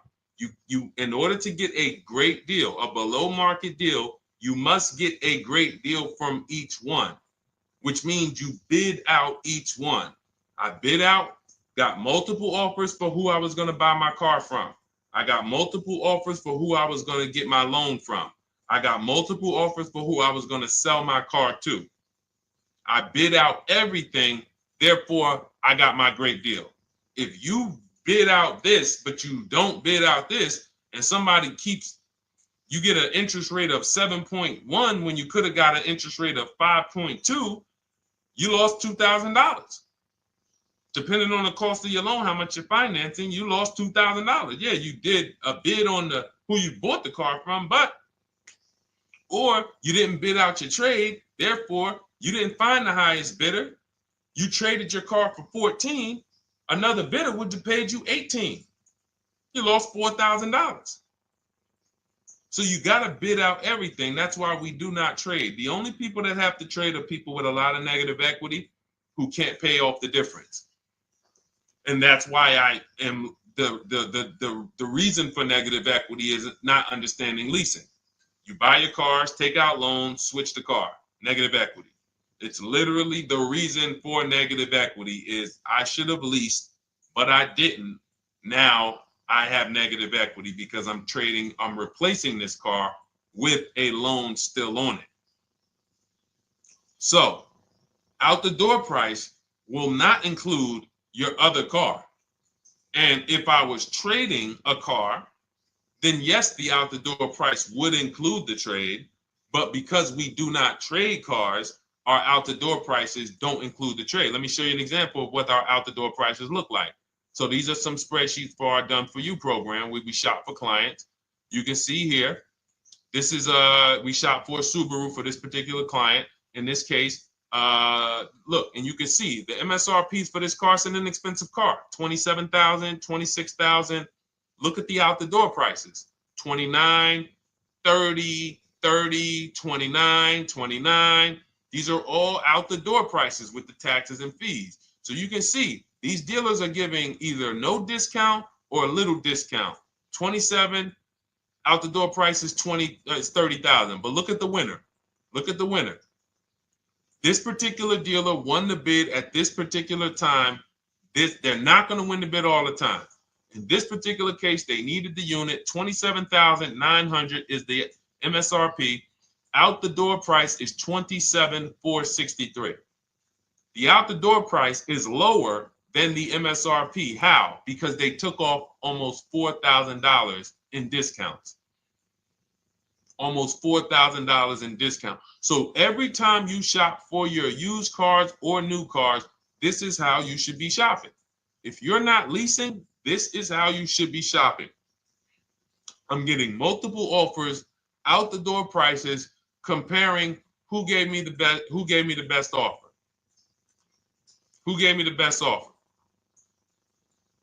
Oh, look, Daniel Thompson said, D, I'm bidding out to sell my car and got a $4,000 swing from the lowest to the highest bid. This is the people who you listen. If I can bring them on and have them talk, they would be talking to y'all about how different this is. I didn't bring you here on a Tuesday afternoon, or you're not watching this. If you're watching the replay later on Tuesday, or maybe, Wednesday morning, we go live at 12 noon, Monday through Thursday. So we replay the show just for everyone who missed it. You can send all your friends, family, go to Deshone the Auto Advisor's pages, watch the replay from today's show. But they know this is, I didn't bring you here to talk to you about hundreds of dollars. We are talking thousands of dollars at all times. There is never anything that we talk about that is hundreds. Let someone else talk to you about how you can save a couple hundred more per month. We might be talking about hundreds per month. That might be the only time we're talking about hundreds, $200 per month. But other than that, which equals thousands. We're not here to figure out how we're going to save $50 this month. No, this is big, huge money. So thank you, Daniel. Thank you for tapping in with that information. So, all right, listen, guys. Everything we teach is in a step-by-step format, because when it's not step-by-step, you'll get overwhelmed. When it's step-by-step, you can challenge yourself to stay right on this step, check it off, move to the next step. Check it off, move to the next step. Step 7 in our Cars from Home process is delivery. Step 6 is paperwork. Step 1 is the most important question, which is the 8-year rule. It's literally called the most important question. 8-year rule. How many years are you keeping the next car? Step 2 is the equity assessment. That's why you heard Wendell in his book testimonial. He said, I just completed the equity assessment and we got 30% more than the book value. Bidding it out. He said, I'm about to move to the next step. So everything we teach is step. Step 3 is deal structure, where we budget and we see, all right, how much car can we afford? What does a good deal look like? Step 4, we go shopping, which is choosing what we want. Shopping, looking, doing. We're not buying it. We're shopping the market. We're test driving. We are literally choosing what we want. Shopping, enjoying shopping. Step 5 is multiple offers. That's when we're in talking to dealers online, getting offers, getting bids. Step 6 is paperwork and protection, to make sure that the offer we got is legit. We tied it up. Paperwork is right. We go over extended warranties, tire and wheel, maintenance plans. Do we need them? Key protection. Do we need any of this stuff? And step 7 is delivery. It is a step-by-step path. That is how people win. They're not coming into some college to learn how to be a car salesman or to learn everything I know. No, it's a path. So if you want the blueprint in book form, that's my digital book, Cars from Home, 7 Steps of Saving Time, Money, and Avoiding Dealerships. Normally $97, part of our 30-minute welcome offer. You can get yours for $24 in my TikTok bio, Instagram bio, the YouTube comments, and the Facebook comments. Click those links and then click the special $24 welcome offer. It's good for 30 minutes. And you'll save 75%. If for those of you who are like, Deshone, what about that video checklist? That is our Shop Done With You program. Cars from Home, Done With You. You get lifetime access to everything we teach, all our below market videos, and it's short videos. I want you guys getting cars in 90 minutes. 90 minutes. Not shopping. The shopping might take you longer. Deciding what you want, you might be doing that for 2 months. But once you decide what you want, I want you to be able to get below market deals in 90 minutes. That's how I do it. We're not hours and hours to get these car deals. Some of these deals we make in literally 45 minutes over a 3-day period. So that is how we do it. And you'll have access to our coaching program. We do Zoom calls twice a month, first and third Wednesday. And you have a Facebook group with 1,600 people in it that have come before you in the last 3 years. And then for those of you who qualify for shop with done for me, just do it for me, Deshone. New cars, new cars and leases only. Credit score has to be over 670 FICO. Book a call with our team. Let's see if we can help you. All of those have welcome specials. The book is 75% off welcome special. Shop with Deshone is $200 off welcome special for 48 hours. And done for you is $300 off for 72 hours. All welcome specials for people to say, all right, I'm taking action. I'm going to take advantage of a lower investment for taking action immediately. And for those of you who you're still new here, you're like, Deshone, I like the information, but I need to get, can I get some free advice first? Let me test out some free advice. You can, of course, go download our cheat sheets, and that's there as well. All of that is in the Cars from Home Toolkit. So always a pleasure. We will be back tomorrow, 12 noon. Please mark your calendars, tell your friends, bring a friend, and we'll continue to, we'll continue to do what we do and try to make sure you guys have everything you need to win every car you get. I want you sending pictures with the numbers. You know you've done it right when every car you get, you have pictures with the numbers. You know people who purchase cars all the time, all post their pictures. Hey, had to upgrade. Oh, just got this. Hey, had to treat myself. Oh, watch it now. But you never see the numbers because they really are not confident in the numbers. They don't want to talk about the numbers. Everybody who shops with us, whether you're getting our book, whether you're using our stuff, and sometimes people who they piece together my social media videos and they'll get it done. But they are sending the numbers. Look at what I paid for this car. Not only did I get a great car, but look at the deal I got on the car. That's when you know, all right, you understand this thing. All right, have a great day, y'all. See you tomorrow. And if you couldn't make the whole broadcast, feel free to watch the replay. We'll be replaying it throughout the day until tomorrow's show. All right, have a great day, y'all. Thank you. God bless you.